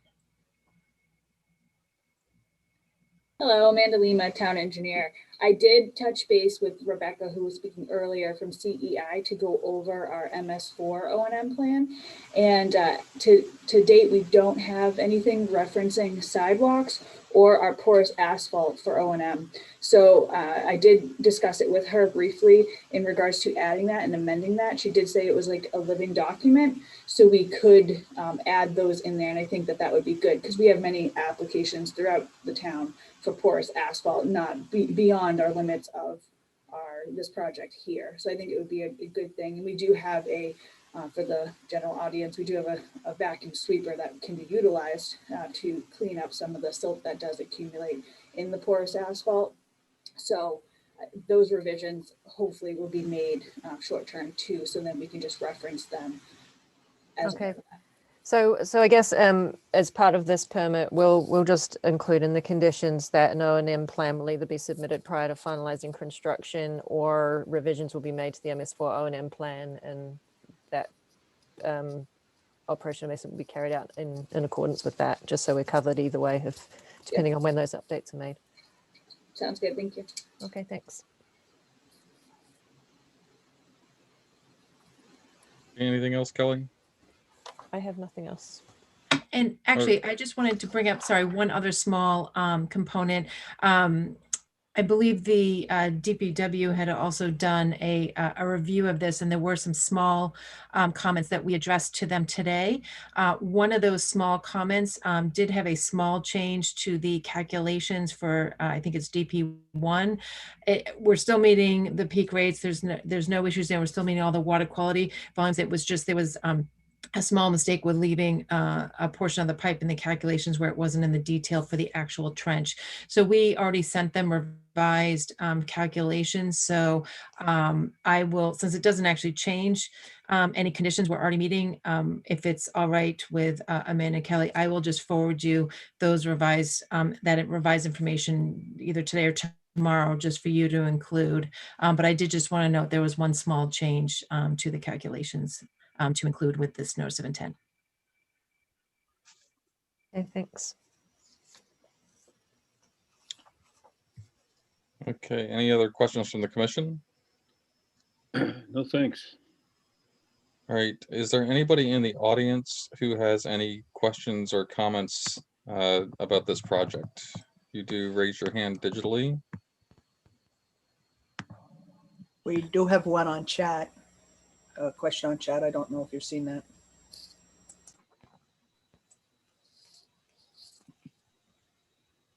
Oh, I've missed, for some reason my chat is not working now, but I can read that one if you'd like. okay, yeah, go ahead, Kelly. There was something in the documentation that talked about the water table. Can you explain the impacts to the water table, if there are any, in simpler terms? What will that affect residential homes at all? Sure. So the stormwater requirements are that we meet the peak rate attenuation under existing conditions. And basically what that means is we're trying to, whatever is hitting the ground under today's conditions, we're going to try to mimic that as much as possible under proposed conditions. So while we added this, 10-foot wide shared use path with impervious area that would technically increase runoff to the nearby adjacent areas, what we've done is we've installed these infiltration trenches and or porous pavement that actually will help reduce that back to existing conditions. So everywhere along here, other than where we have DP 4B, I think 4B is the one right here, are pretty much matching all existing conditions. 4B is this one area where it kind of goes to this large depression, is where there actually is an increase in the peak rates and volumes. But when we looked at the amount of volume, we actually went up to the 100-year storm of how much that would increase. I think, Jim, correct me if I'm wrong, but it's, do I have the number? It's like less than 1/10 of an inch. Is that correct?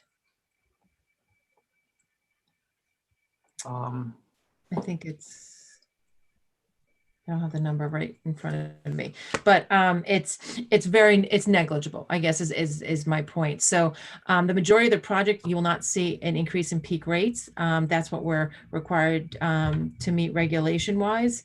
And the only one that had a slight increase is this depression area right here, where it says 4B, but that large depression, I want to say, I think is like 10, 15 feet deep.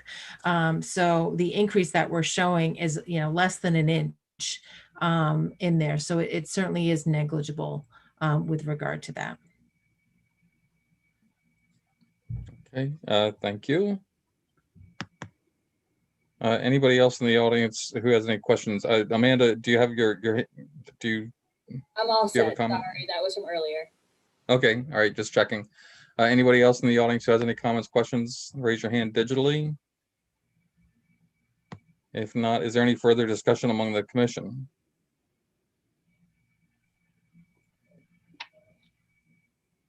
All right, if not, would somebody like to make a motion to approve the project with special conditions discussed? So moved, David. Thank you, David. I'm sorry, before I forget, before we go on to that, hold on to your motion for 1 minute, David.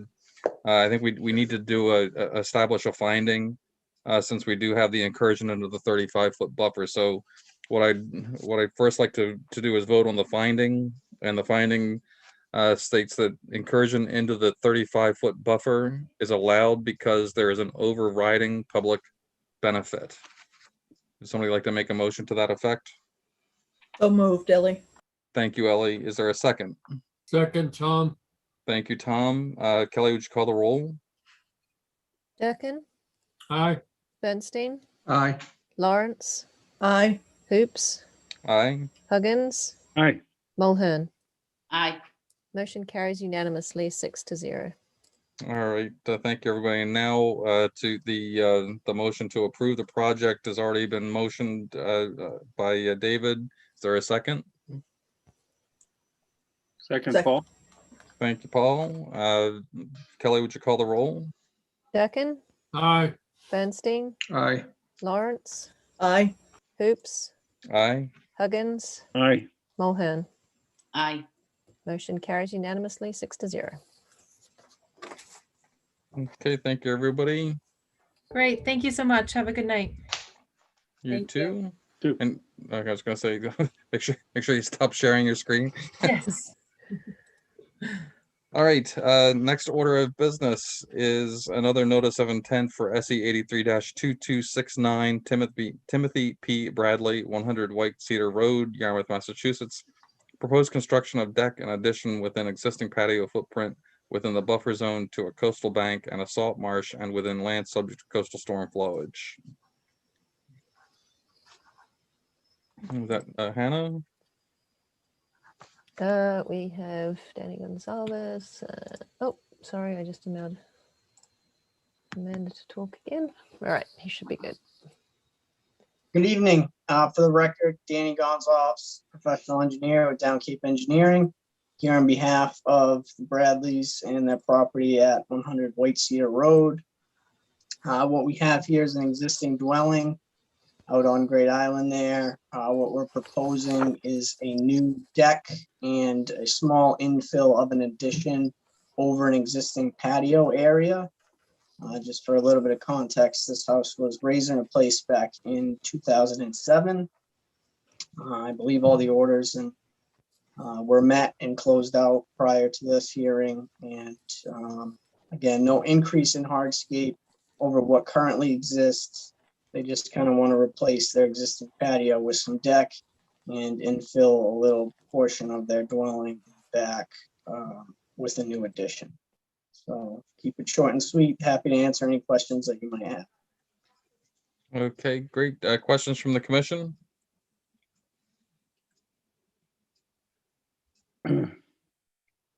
Kelly, any comments, concerns? I have no comments or concerns. All right, anybody in the audience who has any comments, questions, or concerns for this project, raise your hand digitally.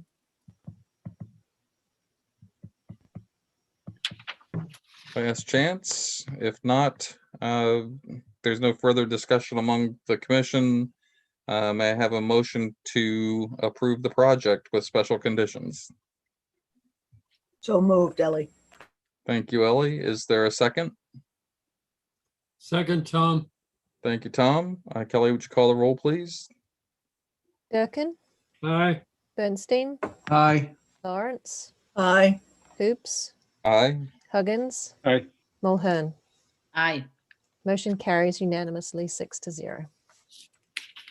All right. Thank you, Danny. Thank you. All right, next order of business is another notice of intent for SE 83-2271, Nancy Johnson, 9 Pump House Lane, Yarmouth, Massachusetts. Proposed construction of a single-family dwelling within the buffer zone to a bordering vegetated wetland. And now it's Hannah. Sorry about that.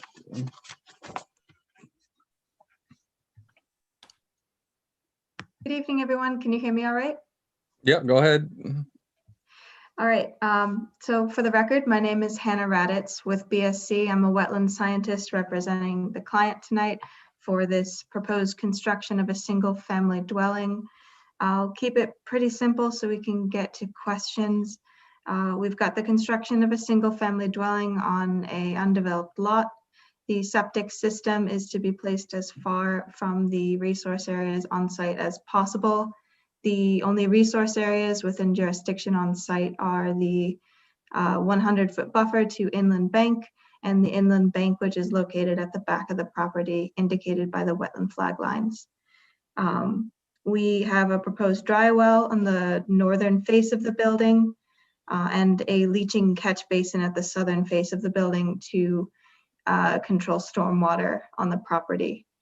The only impacts within the 0 to 50-foot buffer zone to inland bank fall within the 35 to 50-foot range of that buffer zone and include about 480 square feet of grading needed to control stormwater into that leaching catch basin that I just mentioned, and a small portion of a pervious crushed stone path that just nicks the corner there. I believe this has already come up, but this inland bank intermittent stream has been documented in the past. However, the days that it was documented in the notice of intent were between November and December of 2020, and that was during a declared drought period, which makes those observations not valid under the Wetlands Protection Act. However, we have had subsequent visits at the end of February during the site stakeout and by wetland scientists yesterday and one of our surveyors today, which did note that the stream is still dry. These photos were submitted to Kelly just today, and we plan on going out tomorrow and Saturday as well to make similar observations with photos, and then that will be submitted to DEP to solidify our evidence that this is in fact an intermittent stream. With that, I think I've hit on all the important points, so I will open up to questions now. Okay, thanks, Commission.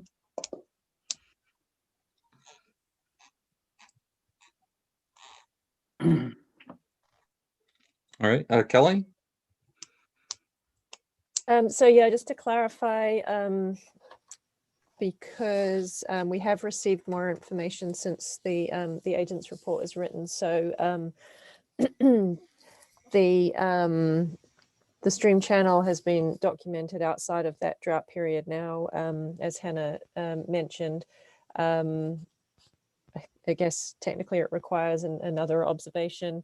I did also speak with Carl von Hoen, the Director of Natural Resources for the town, about this ditch/stream, and he confirmed that it is an intermittent stream that only functions when Horse Pond is at a high level. So with that piece of information as well, the comments from the Cranberry Bog owner who spoke about the flow in the channel was actually mistaken and was referring to a different channel that runs between Big Sandy Pond and the Cranberry Bog. So those comments were retracted. So it does appear from the evidence provided that it is an intermittent stream. I think that just procedurally, I think that we should compile that evidence and have that submitted to DEP before an order of conditions is approved for the project. I also have to mention that I was focused so much on the delineation that I haven't spent a lot of time reviewing the rest of the project. I just did have a question is looking at the plan that there isn't a 35-foot setback line shown that I can see. Is that line the proposed straw wattle work line limit line, or is there another line that needs to be added to the plan? I think we might be missing that just from my look at the plan right now. It may be the straw wattle line, but you're right. We can call that out if it's not clear on the plan. Yeah, I'd just like to have that clear on the plan, and also, you know, just to be able to determine whether any proposed fill is within that 50 to, well, I guess within the 35 foot, which it looks like it's just outside of that. Yeah, all work is going to be landward of the 35 foot. The closest thing that will occur is grading. And the grading is outside of the 35 foot as well? Yes, grading is outside of the 35 foot. Okay, and the line references a 50-foot buffer to the intermittent stream, but I guess the line should actually be from the vegetated wetland if the intermittent stream is... So there was no vegetated wetland on site that our wetland scientists documented. As you can see from the two photos here, the banks are quite steep and are not vegetated. So that the wetland flags are marking the edge of the stream. Yeah, the wetland flag should have been referred to as bank flags, which if you'd like that clarified as well, we can change it to bank flag. I think wetland flag is just our standard unit. Okay.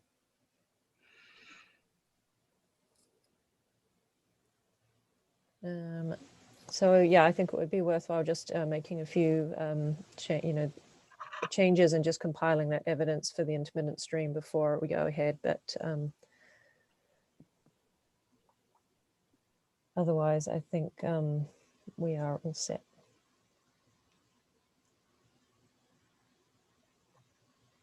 So do I have an understanding that we are being continued to the next meeting? To come back with the revised plans and the documentation evidence sent to DEP? I think I'm fine with going ahead and approving, just holding, but with the condition that we hold until we receive the revised plan and the documentation, if that's all right with you, Kelly. Okay. Yep, we can do that.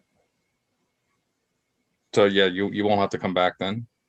Okay, great. That's a big relief. The client's hoping to close on the property at the end of the month. Understanding we've got things to fix, but the faster the better, certainly.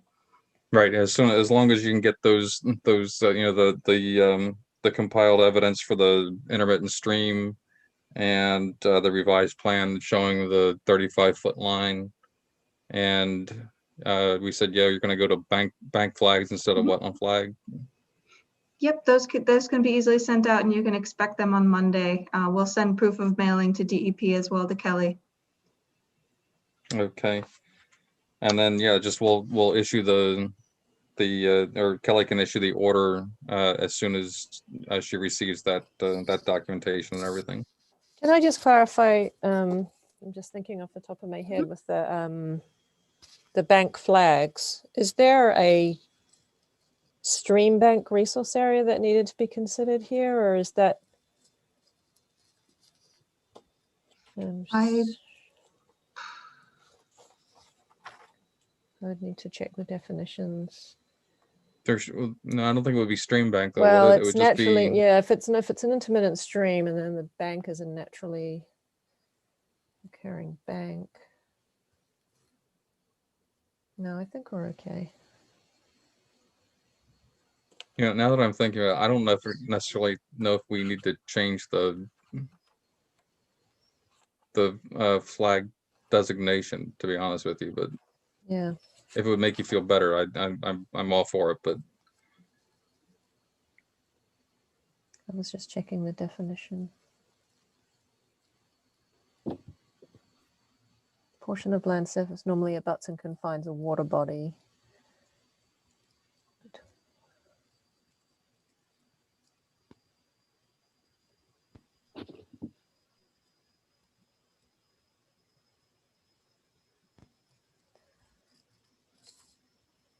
Yeah, I guess if it's not a water body.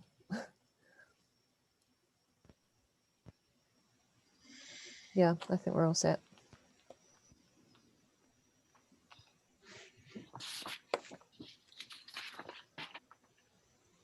So we'll keep it with a wetland flag designation, right? Well, I mean, a wetland flag tends to indicate that it's a wetland, which maybe they want to clarify that just for the delineation. But I'm kind of like, well, if it's not a wetland, what is it actually being classified as? So if it's a bank, is that the right location for the bank flags? I guess I'm just asking for a little clarification on how the delineation was done there. We can get some notes back from the wetland scientist who delineated this. I believe given the steep slopes and the lack of evidence that it goes much higher than the moss trim line, he would have placed the bank flags at the toe of the slope, just above where that sort of basin of the ditch would be. But we can have that confirmed and get his notes submitted to you so that it's clarified. Yeah, that would be useful. Thank you. Mhm. Yeah, I don't really see any description of any resource areas in the narrative or how it meets any performance standards. So it's kind of a little bit lacking in information there. So yeah, if we could just receive that with the other information, thanks. Yep, we can do that. Good. You're still good with going ahead and just holding to issue? Yeah, I mean, is there any way of just including the condition if there is considered to be an issue with the wetland delineation that it needs to come back to the hearing, or is that not possible? No, that's, you just said it, so Okay. we'll add it. There you go. That'll be part of the motion then. Okay. All right, if there's any further, sorry, is there any comments from the public on this? Oh, there was a hand I'm sorry, raised. Deb Verhoff. Oops. Hello, I think I just unmuted myself. Yeah, go ahead and state your name for the record. Yes, I'm Deb Verhoff. My parents are homeowners on Pump House and I'm living in their home. My concern is that the request really to reclassify the USGS designation is happening at a time that we're living through of erratic weather. So I know we had a drought here last year, and for sure this is not my area of expertise. I am concerned what happens when Horse Pond overflows, and that designation may no longer be the intermittent stream. So it is not my field, but I do ask that the commission carefully review the planned construction, because we're going to rely on your knowledge to say whether that is robust enough to prevent any runoff into protected areas. And I think you know the area from our other proposals. It's a very healthy ecosystem. So I just wanted to add that. Thank you. Okay, thank you. Let's see, Andy. Should be able to unmute yourself.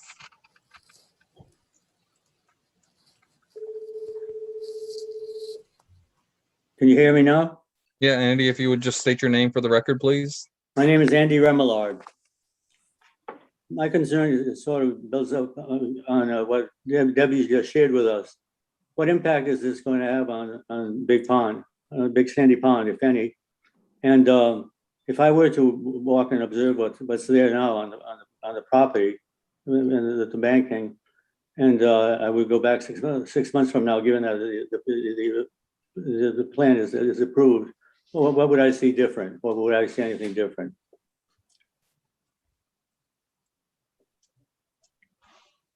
Well, I don't know if I want to be a prognosticator as to what's going to happen in the future, so I'm not going to say anything about that. Hannah, did you want to address the conditions currently? The conditions of the site as of right now, I'm not sure of the state of the clearing. And I also don't know about the timeline for development. So I can't really speak to that. However, I do know that the design went through one of our civil engineers who put conditions into place with the design that will control stormwater runoff, especially at the back of the house, understanding that there is a slope there and it is above this intermittent stream. The aim of this design is to control that stormwater and also to stabilize that slope immediately after the grading is completed so that we don't have any sedimentation runoff into the wetlands. And in addition to that, the erosion control barrier will be erected before any construction takes place at the site, which will control any sediment runoff into the resource area while work is occurring. That's the temporary while the work is going on. Yep, that it'll be a staked straw bales along the limit of the 35-foot buffer zone to the intermittent stream, and that will remain in place until the site is stabilized, and the agent will confirm that as well as the Right. wetland scientist. Thank you very much. Yep, you're welcome. Okay, thank you, Andy. Any further public comment? If not, Andy, did you have another question or? Just have the link. Okay, there you go. If there's no further discussion among the commission, can I have a motion to approve the project, holding the issue of the order of conditions until the applicant has supplied the compiled evidence for the intermittent stream and the plan revisions as discussed. If there are any issues with the plan revisions after they come in, and Kelly needs to, she can bring it back to us then. So moved, David. Thank you, David. Is there a second? Second, Ellie. Okay, Kelly, would you call the roll, please? Durkin, Aye. Bernstein, Aye. Lawrence, Aye. Hoops, Aye. Huggins, Aye. Mulhern. Aye. Motion carries unanimously, 6-0. Thank you everyone for your time. All right, thank you, Hannah.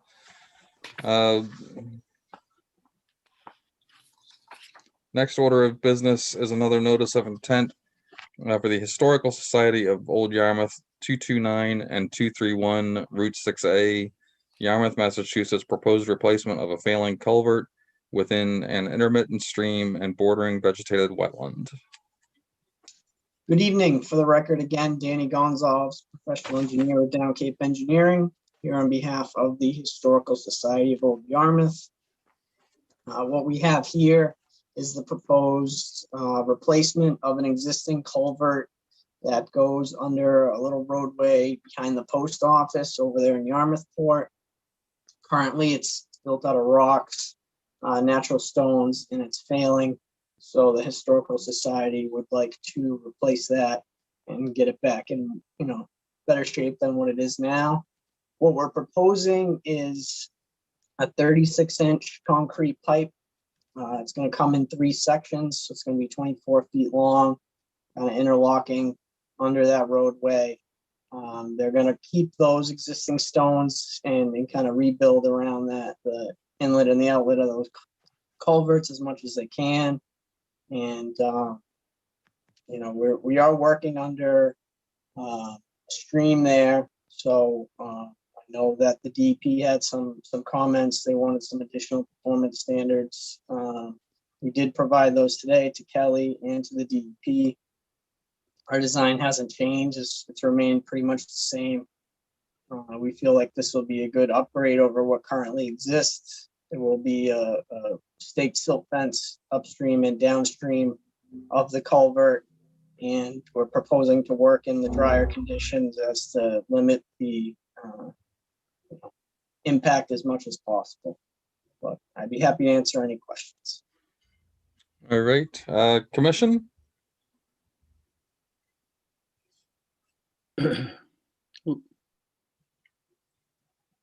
All right, Kelly, any further concerns? I think it would be beneficial for the benefit of the commission who haven't seen the material and the public to actually run through the updated narrative that was provided and how it meets the performance standards, just so that everyone has all of the information. So if you're Okay, able, yeah, can you do that? Or can Danny do that? Yeah, if Danny could do that, it'd be great. Yeah, absolutely. So there's kind of 6 performance standards for an inland bank, and they wanted some additional invert for number 6, which was a stream crossing. So as part of the stream crossing standards, we provided a little summary. There are, let's see, 1, 2, 3, 4, 5, 6 stream crossing standards. They include the type of crossing, which I mentioned is a proposed 36-inch concrete pipe, the embedment, which is the material that you're working in and you're going to provide. We're dealing with all sandy soils here. We're going to replace that with natural sandy material. So that'll be the same. I'm sorry, that's substrate. The embedment is how deep you're putting the pipe into the ground. And they wanted at least 25% or showing a 50% embedment. So we meet that. The crossing span, they have a little calculation. They want 1.2 times the width of the entrance and exit of the bank. And we have a 3-foot width, 1.2 times, 2.2 is about 2.6, and we're at 3 feet. So we meet that. The openness, so we don't meet this exactly to specification, but we feel like the design meets the spirit and intent of the openness. They want, they have a little calculation, and in order to meet that, we would need like a 5-foot opening almost. And with this shallow roadway that it goes over this culvert pipe, it's just kind of not possible. So we're meeting it to the max extent feasible, which is allowed under their regulation.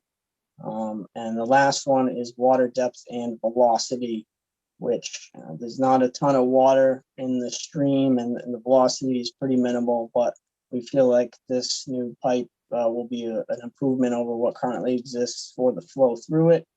And overall, we feel like it meets all their performance standards, and it will be an improvement over what exists. Okay, thank you. Danny or Kelly, openness, the openness standard is there to allow for wildlife passage through the crossing. Is that correct? Correct. Yeah, we're not in national heritage here, so there's no endangered species that would be a concern. But we are proposing, like I said, a 50% embedment, which will leave about 1.5 feet.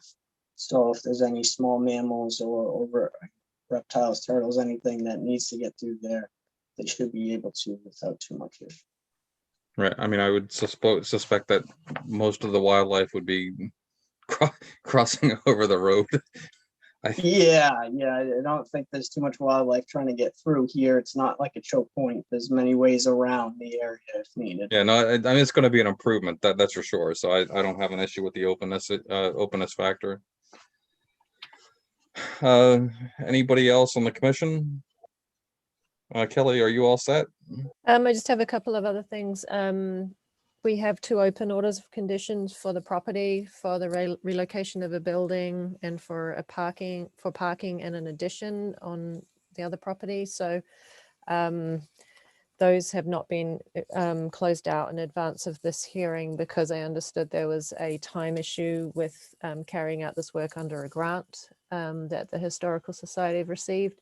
But I think that we should certainly set a time frame for having those old permits closed out.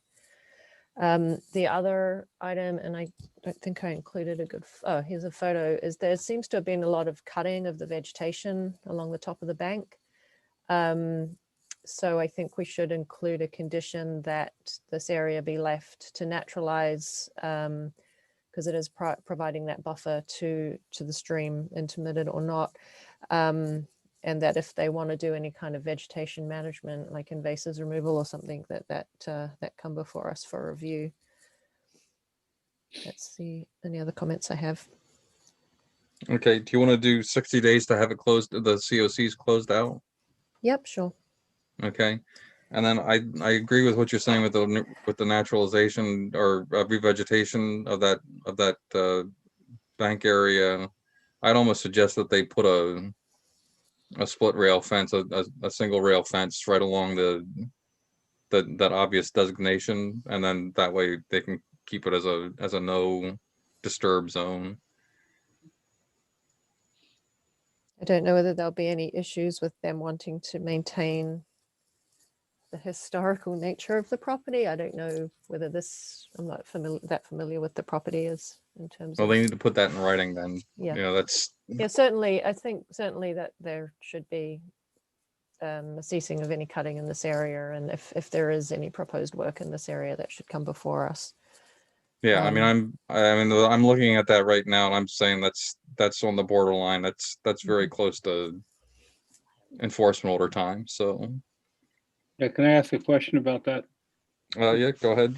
Yeah, is that work done by the Historical Society? You know? I do not know. I assume so because it's their property. It must be fairly recent. I think I've been out there. I kind of didn't notice. Yeah, yeah, it looked fairly fairly fresh cutting. I hadn't been out there previously, really, so I wasn't familiar with the property. Well, I agree with Paul. This is Ellie. I agree with Paul. I was out there about 2 weeks ago and it was not cut down. About 2-3 weeks ago, I took my dogs out there and I did not see that.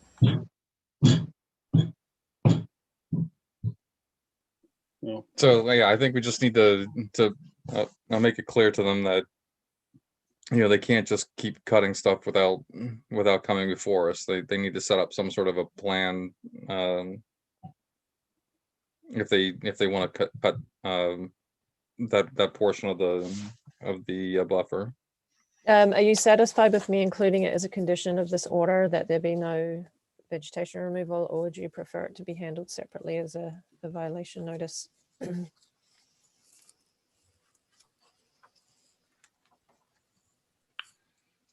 If we say something about vegetation removal, that might impact the actual construction that's going on with the culvert replacement. So I guess we could include that in the wording that aside from construction related vegetation removal. if you can figure out a less wordy way of saying that would be. Yeah. Okay. Will do. Okay, is there anybody in the audience who has any comments, questions, concerns with this project? If not, would somebody like to make a motion to approve the project with the special conditions already discussed? So moved. Paul. Thank you, Paul. Is there a second? Second, David. Kelly, would you call the roll, please? Sorry, who seconded that in the end? I didn't. Ellie. Ellie. Okay. Durkin? Aye. Bernstein? Aye. Lawrence? Aye. Hoops? Aye. Huggins? Aye.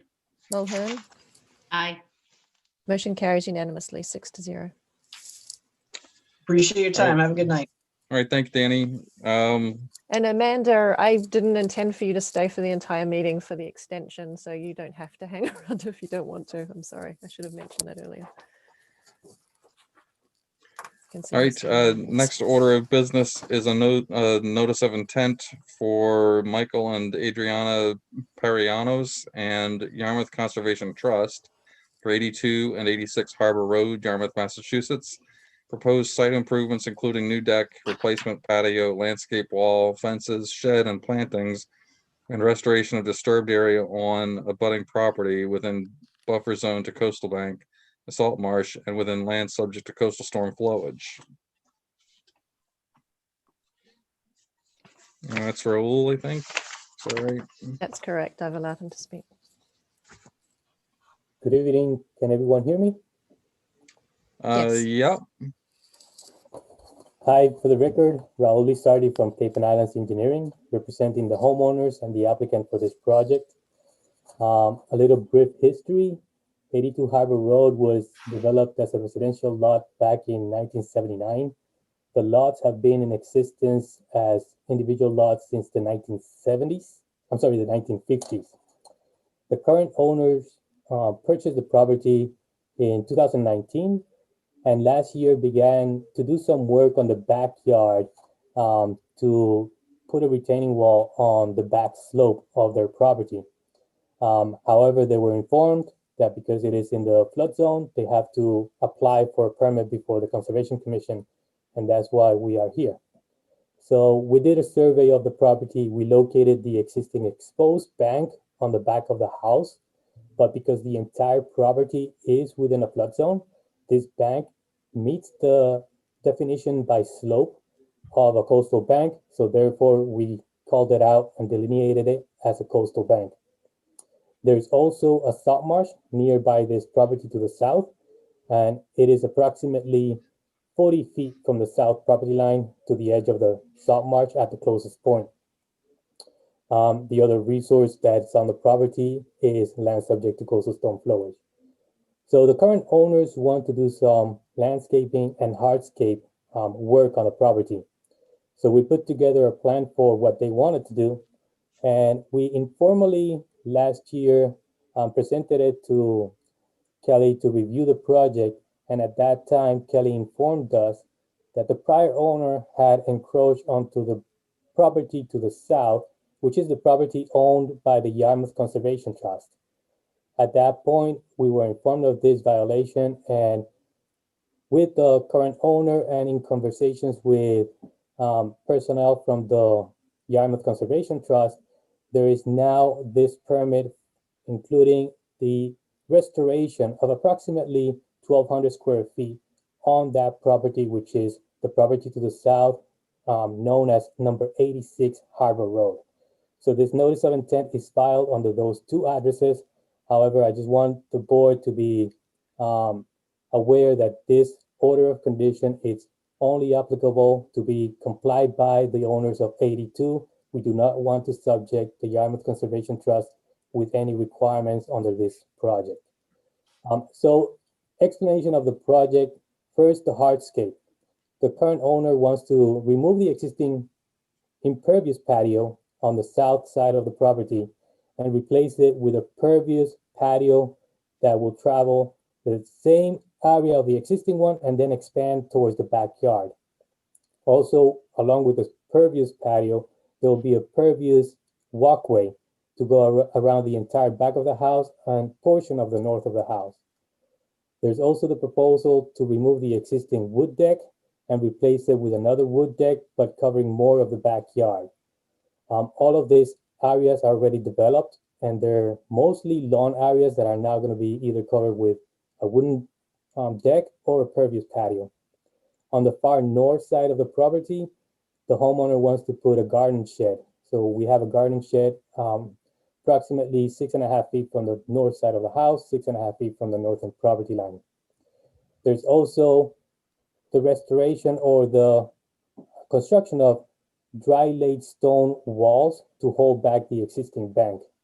So this existing bank right now is bare soil. There is some jute mat to try to hold the soils from washing away, but the intent is to put dry laid stone walls to hold this bank.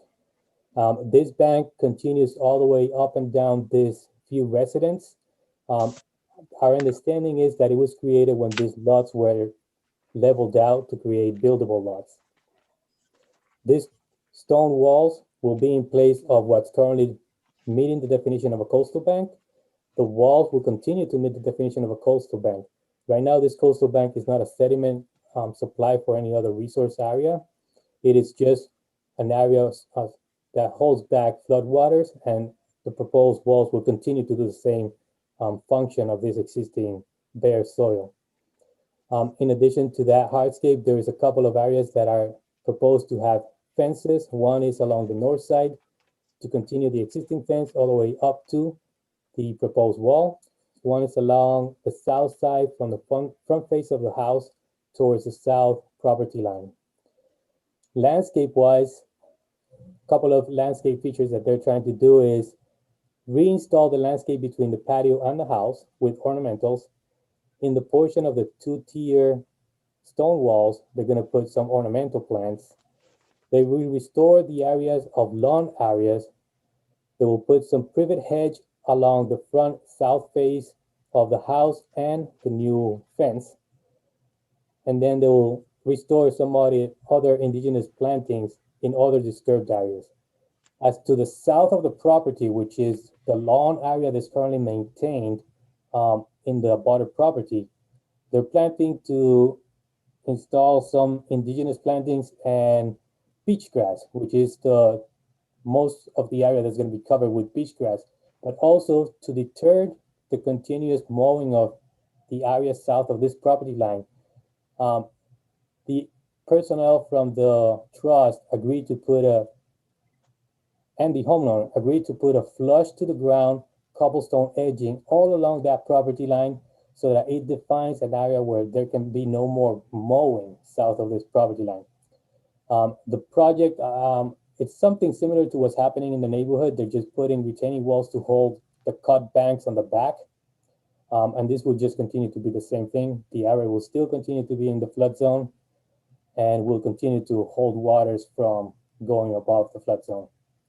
Right now, if there's any questions, I'll be happy to answer.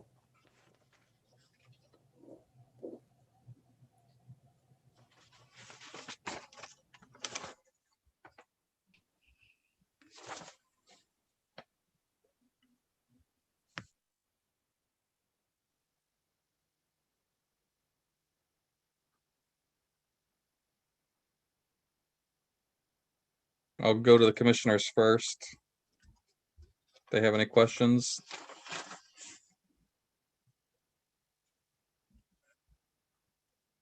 All right, I have a question. So I have a couple questions. So let me understand this. Are we getting a separate, are we supposed to be including the restoration portion as part of this plan, or are we getting a separate restoration plan, planting plan for the Yarmouth Conservation Trust property that was impacted? No, it will be all under this one permit. It's just going to be installed by the homeowners of 82 Harbor Road. Although it's on the property of 86, which is the land trust, we don't want that to be a condition that they are the ones that are restoring that area. It's the owners of 82 Harbor Road. We just want that just to be clear. All right, so how did the enforcement order read, Kelly? Did we call for a separate restoration planting plan for that? I'll have to go back and look. Yeah, it's kind of problematic because the order of conditions is recorded as a lien against the property, and if both properties are listed, then it's going to become a lien against the Conservation Trust property as well. I'm not sure that there's any way of avoiding that. Right, I don't think we are against being recorded on both properties. We just don't want the conditions that the Yarmouth Conservation Trust is the one responsible for it. It will be recorded on both properties. It's just that the work is to be done by the owners of 82 Harbor Road. Yeah, so I mean, I guess if the applicant is the owner, of 82, but the location is the two different addresses. So then I guess that associates the work with the property owners at 82, though it will still be recorded against both properties. So but why would well, first of all, I don't understand why we would be allowing, why there should be a something recorded against the title for Yarmouth Conservation Trust, number one. I mean, typically I wonder whether it's better to separate the two out and have a restoration plan submitted for the Conservation Trust party property under the enforcement order, which can just be attached to the enforcement order, and that the notice of intent be only for work to be carried out on the property at 82. Right. I think that's I would probably the prefer to see it cleanest that way way because to I do it. don't. Yeah, they're both enforceable, so they're both. I don't think it loses any weight by doing it that way, because the enforcement order required the removal of fill, removal of landscaping debris, and restoration of the Conservation Trust property. So that it can certainly be filed under that, and then the notice of intent can just address the improvements that they want to do on 82. Yeah, I wouldn't feel comfortable approving this plan as it is right now. And I think, so I think we should separate the two. That's right. And the other thing with that is that the restoration plan that's developed for the Conservation Trust property needs to be far more detailed, and rather than just saying restore with shrubs, that's not going to cut it. So you need to be a little bit more I think they have specific with that. They have a planting plan in there. Did I miss it? They call out the restoration plants. So they have they have the big leaf hydrangea, shrubby cinquefoil, coastal panic grass, and American beach grass. Oh, I got you. Okay, yeah. All right. So that's one issue, and then my other issue actually deals with the applicant's side of the project for 80. What is it? 82, right? Mm-hmm. They're seeing from that southern portion. I think there's a large portion of lawn for the amount of work that do we have any kind of calculations for? There's no lawn. They're removing lawn. Right, the entire property is developed mostly with lawn, and the project is reducing the square footage of lawn and replacing it mostly with pervious paving. So where it says lawn in that green area on the plan, that's the restoration area. I think they're just calling out that it's currently lawn in that That's location. correct.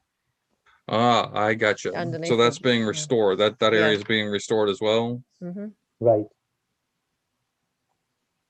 And so it's being restored with That's those Mostly beach grass. beach grass. Okay. All right. I'm good with it then. Those are my comments. Anything else from the commission? Well, this is Ellie. Having a bunch of hydrangeas that don't really survive very well unless you're out there watering them constantly, I'm not sure those are the best things to put out on the restoration. Yeah, I figure we'll have another crack at the restoration plan. So, but I would agree with you. Hydrangea is probably not the best plant for for those conditions. Well, the other option we had there was the shrubby cinquefoil. I don't know if I'm saying that correctly. Cinquefoil. Cinquefoil, yeah.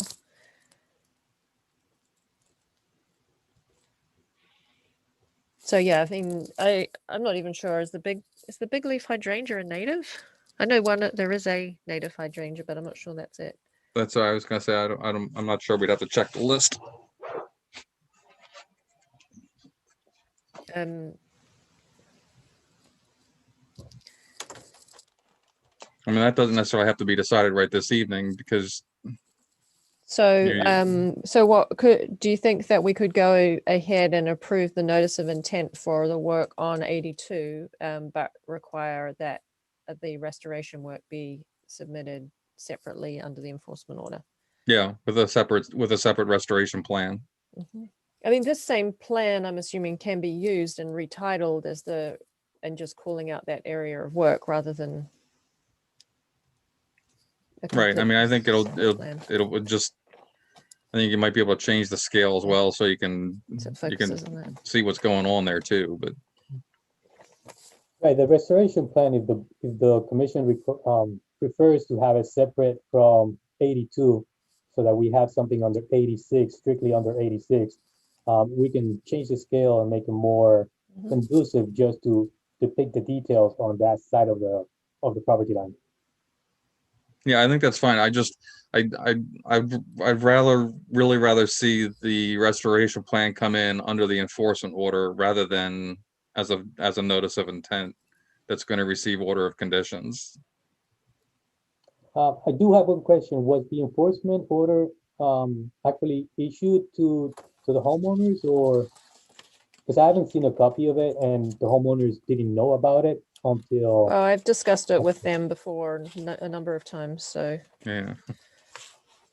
yeah, it was. Let me have a look. I can send you a copy of it. Please, if you don't mind. Yep, that's fine. I'll do that. I'll send you a copy of it so you have that to reference.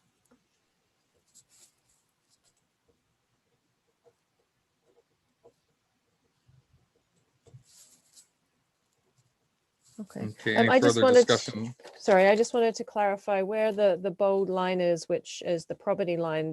That's where the proposed cobblestone is going. Is that right? There's not going to be a fence along that property line. That is correct, and it's going to be flush to the ground. Right. Okay. Thank you. Okay. Any other comments from the commission? Kelly, you're all set? I'm all set. Okay. Is there anybody in the audience who has any comments or questions? All right. Kelly, we can, so you're going to want to see a revised plan for this, right? Yeah, I mean, I'm okay if you want to go ahead and approve the notice of intent work. Or would you prefer to wait until we get the restoration plan for the enforcement order? Just to provide the incentive for that to be closed out as well, or to be resolved. I guess we can go ahead and issue the order for 82, as long as the motion makes it clear that the order of conditions is only being issued for the work on 82 Harbor, and that we are expecting a restoration plan, restoration planting plan filed by, do you want to put a date on of Yeah. a month? Yeah, so if that, is there a way that could be ready for the next meeting? I would Raul? think so. Yes. Yeah, okay, so if we just continue the add the enforcement order to the next agenda, but we would need to receive the plan, the restoration plan by Thursday of next week for it to be included in the packets for the commission. Understood.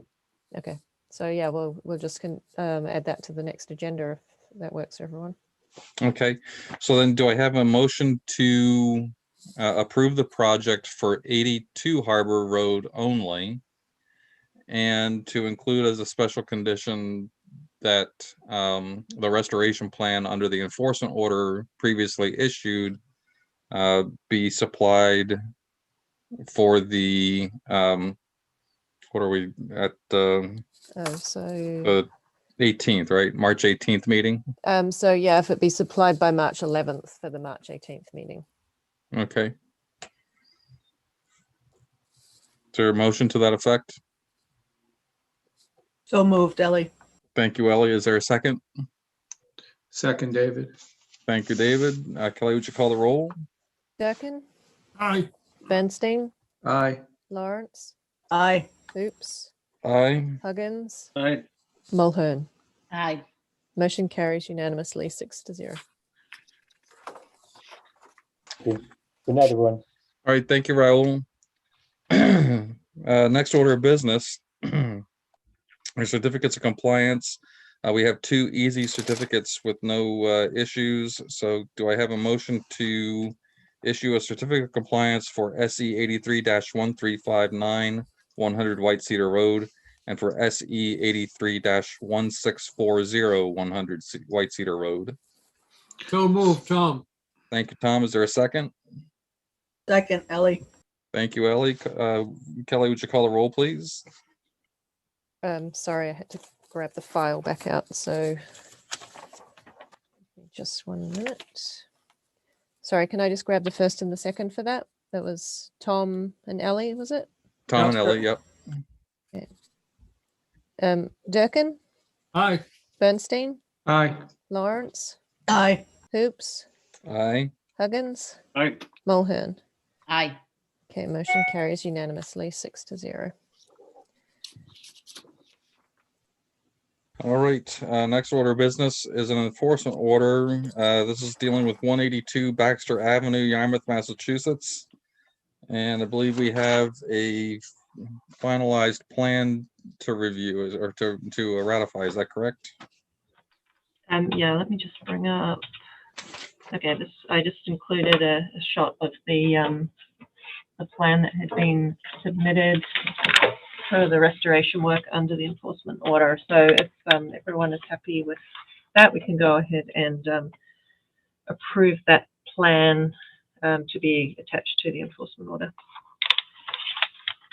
Okay, is there anybody who wants to, is there anybody from, I know there's people in the audience. Do any of you want to say anything, Jamie or? Okay, Jamie. Jamie to talk.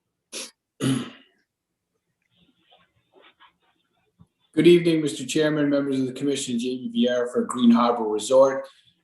You have the site plan there. I believe it's consistent with the parameters set out in your December 4, 2020 letter. I do have Stan Humphreys on as well if there's any technical questions to address. The only point I'd like to make is that we're asking for restoration to be completed with the date of June 1, 2022. Other than that, I'm happy to field any questions. Okay, questions from the commission?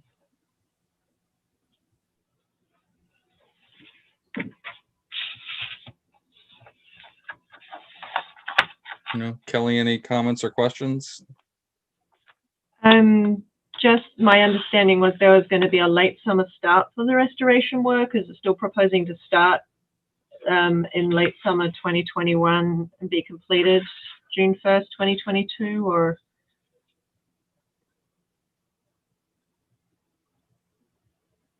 That's right. Okay. So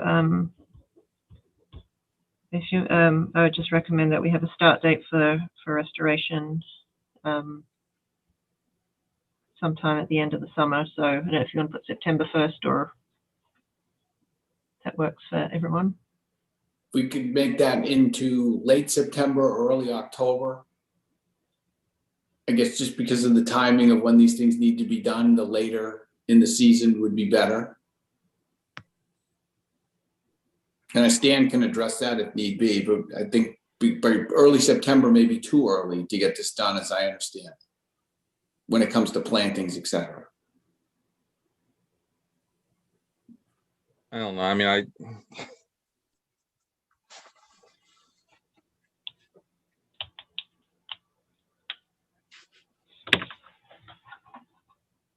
yeah, I mean, if you're talking about, I mean, beach grass is certainly something that can be planted, you know, later in the season, you know, November to April.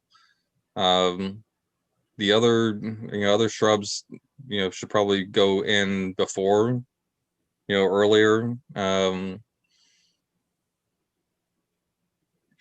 Yeah, with the exception of the beach grass, which I think would be preferable later. I think the bayberry and things like the shrubs should be certainly wouldn't be wanting to push them. I mean, I guess they can be in October. I mean, we can push it a couple of weeks later for a start because I know that the lawn area, you know, there's pre-work that will need to be done before the plantings go in. So yeah, the I mean, area's prepared for like September 15th with a planting date of October 1st. yeah, because I mean, you want to at least get the shrubs in the ground and have them get a little, you know, at least a little bit of establishment. So yeah, I think that would be preferable. It was our intention, Mr. Chairman, that if we had gotten this sooner, we were going to start in November I will tell you that in September, we still have guests there, and we don't want to make this an active site where we've got guests on the property, and that's why November is ideal for us to commence. Again, us if time you to do it in close. November, all that means all you're going to be planting is beach grass. Look, I'm not the expert on it. I understand that, but I think the bigger item from our end is to hit the completion date of June 1, 2022, which is our desire to do it. We're happy to start in November and meet the completion date. So a lot of the area is the beach grasses. So if let's see, I'm just looking at the plan. So is the intention to do the beach grasses first late in the year and then come back in the spring and do the remainder of the plantings? Like, what's the actual plan for it? That's my understanding, but I'll let Stan address it if need be. Stan, are you there? I am. I've listened to everyone. Can you hear me? Yeah. Yeah, I think that's the proper plan, to go ahead and get rid of the lawn, prep it for beach grass, plant that in November, and then come back in the spring with shrubs. Okay, so the time frame for the beach grass would be November. So therefore, is the commission happy with an October 1st start date for preparing the ground, and then beach grass is planted in November, and then the spring would be the remainder of the plantings in spring 22?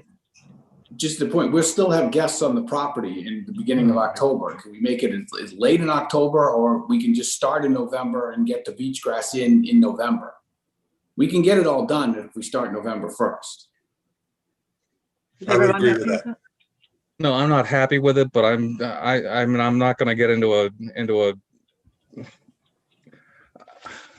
I'm going to go ahead with it because I just want to get this off the plate and get something done over there. So November 1st, you get your whole other year, a whole other season. That's exactly what you're looking for. So you're going to get exactly what you're looking for. November 1st, we'll start the project. Beach grass goes in sometime November, December. Rest of the plants get planted by April 1st, or well, sorry, we'll go through by May 15th, or that sort of thing. You can't be planting shrubs like back in late June. So those shrubs have to go in sometime in like May, early June at the latest. We've got June 1st as a completion date. So if we do remainder of the plants in place by May 15th, then it's just finishing up. And then did you want to include monitoring reports for 3 years that include replacements for anything? Yeah, 3-year monitoring report. Anything that dies has to be replaced in kind, and establishes another 3-year reporting period for those plants that die and that are replaced, I should say. And temporary irrigation? Yeah, above ground if they need it, yeah. Well, they will need it, so. Above ground. And this should, what about temporary stabilization? Do you see any need for any? I don't think you don't usually use any kind of mulch or anything if you're putting in beach grasses, right? So it should be. No, you won't need any. Okay. Yeah, you'll leave that bare, essentially bare, bare ground, bare sand. Mm-hmm. And the beach grass goes in there into the bare sand. So yeah. Okay. And then I would say any mulch that goes into I don't think you necessarily need it in the conditions that you're planting, but if you do want to put mulch down for the shrubs, for like bearberry and things, beach plum, I would say only in the drip line of the shrub, and that's to help for moisture retention and weed reduction.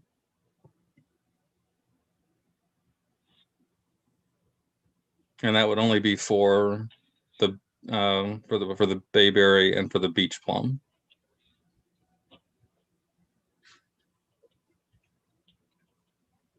All right. We all set? Okay, Ed, one question. Paul, yep. Yeah, so because there was a little bit of a, I don't know, difference of opinion about the planting. So if the shrubs go in kind of late into the spring and things have to be planted by, I think it's June 1st, will there be an inspection on or about June 1st to see how those plantings are doing? And if they're dead, for example, or whatever, because they weren't properly planted, there would be an immediate request to replant them? Is that how it works? Well, so the June 1st deadline will be the certification that the planting has been done in accordance with the plan. Okay. And then the first the first planting plan, or sorry, the first planting report should be issued, I would say by October 31st of 2022. Okay. So And then, go from there. You'd be able to determine by October 2022 if those plantings have been established. Right. And then the 3-year monitoring throughout, so 22, 23, 24.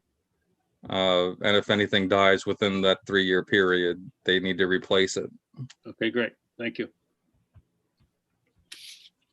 Okay, any further discussion from the commission?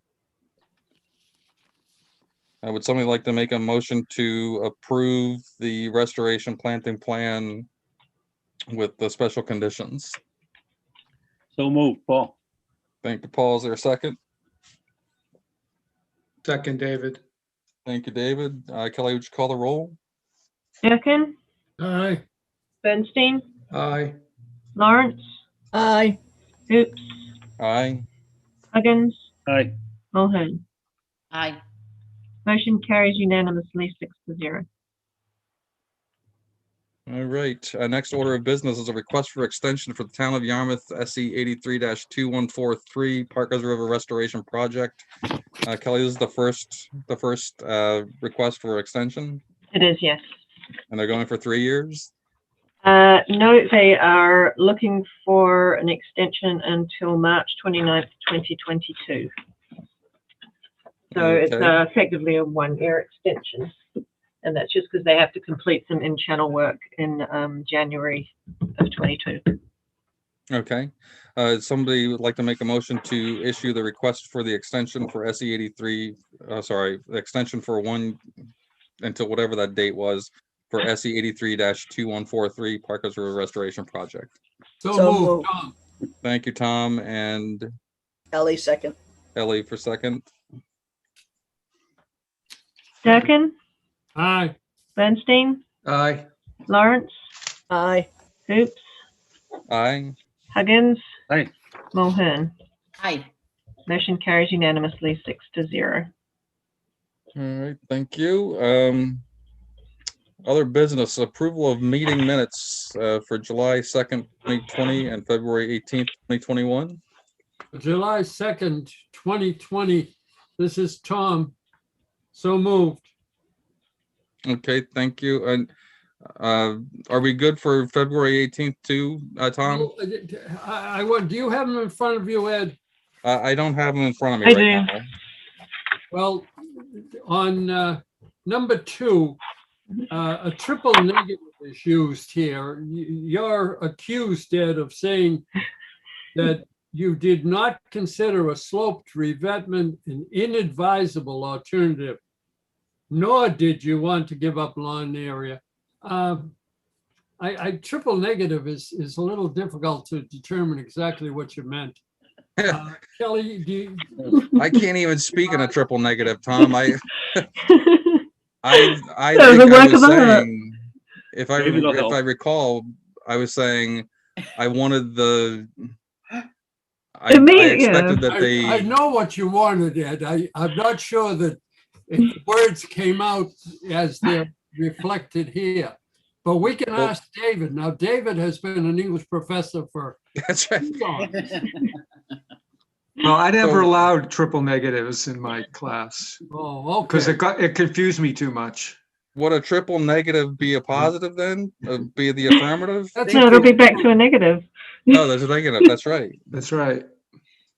Mathematically, a I negative. recommend approval with Kelly's attention to that I'll particular. reword it. Who wrote those? Who wrote those minutes? Definitely not me. Well, it wasn't, I don't think it was me, was it? No, it was me. They just they I talk just- funny in New Zealand, so I just wrote down what you said. That's not what I said. Believe me, I couldn't speak at a triple negative if my life depended on it. Anyhow, so we have July 2nd and February 18th with the one exception, triple negative exception. Would somebody like to make a second, or would somebody like to second? Second, David. Thank you, David. Kelly, would you call the roll? Yeah, so sorry, I just need to clarify that Ellie will be recused from one set and Paul will be recused from the others. So do we need to take separate votes or? Yes, we do. So okay, July 2nd, I'll call the roll for that one. So Hoops, aye. Durkin, Aye. Mulhern, Aye. Lawrence, Aye. Bernstein. Aye. Motion carries 5-0 with 1 abstain. And for the 18th of February, Hoops, Aye. Durkin, Aye. Mulhern, Aye. Huggins, Aye. Bernstein. Aye. Motion carries 5-0 with 1 abstain. Okay. Do we have any other business not reasonably anticipated? I have an item. I have drafted, I need to alter the way I am, the way I'm issuing permits in terms of signatures.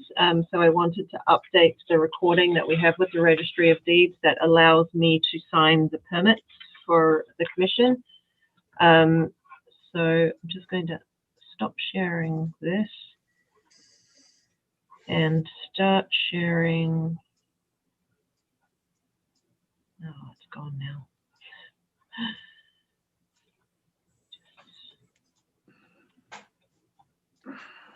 Okay, I'm going to start sharing.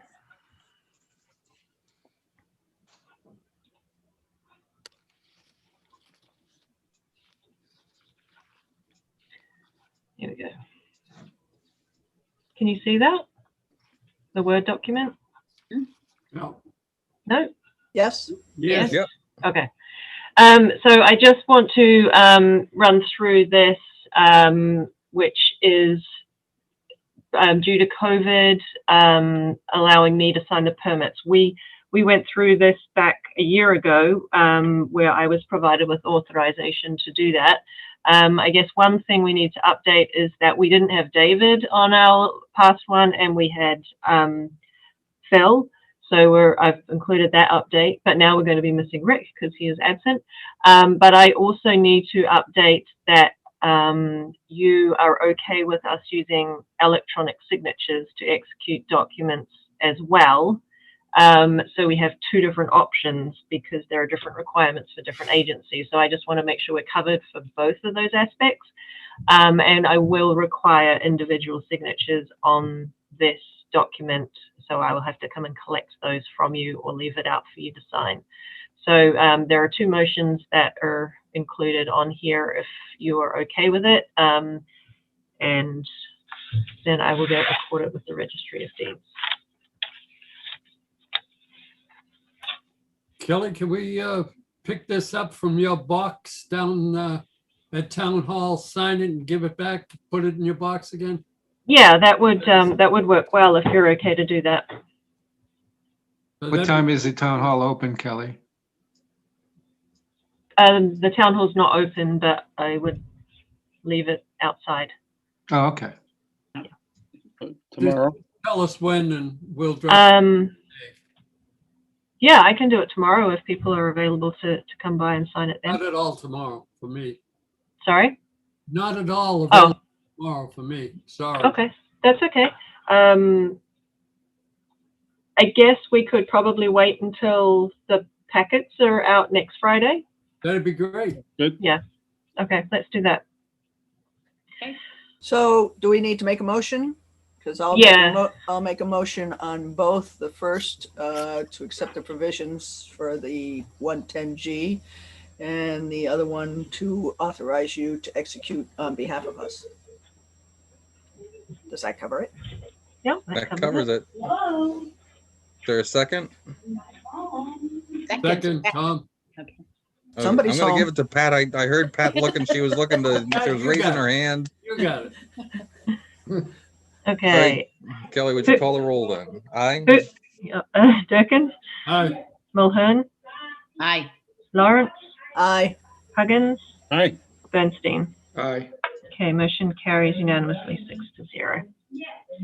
Thank you very much. Anything else? That is all I have. All right. Is there any way to get rid of the closed captioning? You can move Oh, it, yeah. apparently. Yeah, down below where it says live transcript. Push that. Ah, I gotcha. Okay, thank you. That's. I mean, I'm sitting here trying not to laugh for all the things that are coming through here. I thought I was gonna bust out there during the Higgins Kroll one, but anyhow, that was all my comment. If we don't have anything else, then do I have a motion to adjourn at 7:57? So moved. Thank you, Paul. Second. Or sorry, David, and thank you, Ellie. Kelly, would you call the roll? Hoops? Aye. Durkin? Aye. Mulhern? Aye. Lawrence? Aye. Huggins? Aye. Bernstein? Aye. Motion carries 6-0. Thank you. We stand adjourned at 7:57 p.m. Kelly, next week, can I just drop off all that stuff from the road place, the Higgins? Yeah, if you want to leave things in the box as you take things out, I guess that might get a little confusing for people, but Well, I can wait. I don't care. yeah, no, that's fine. You can leave them in there. The packets are not going to be super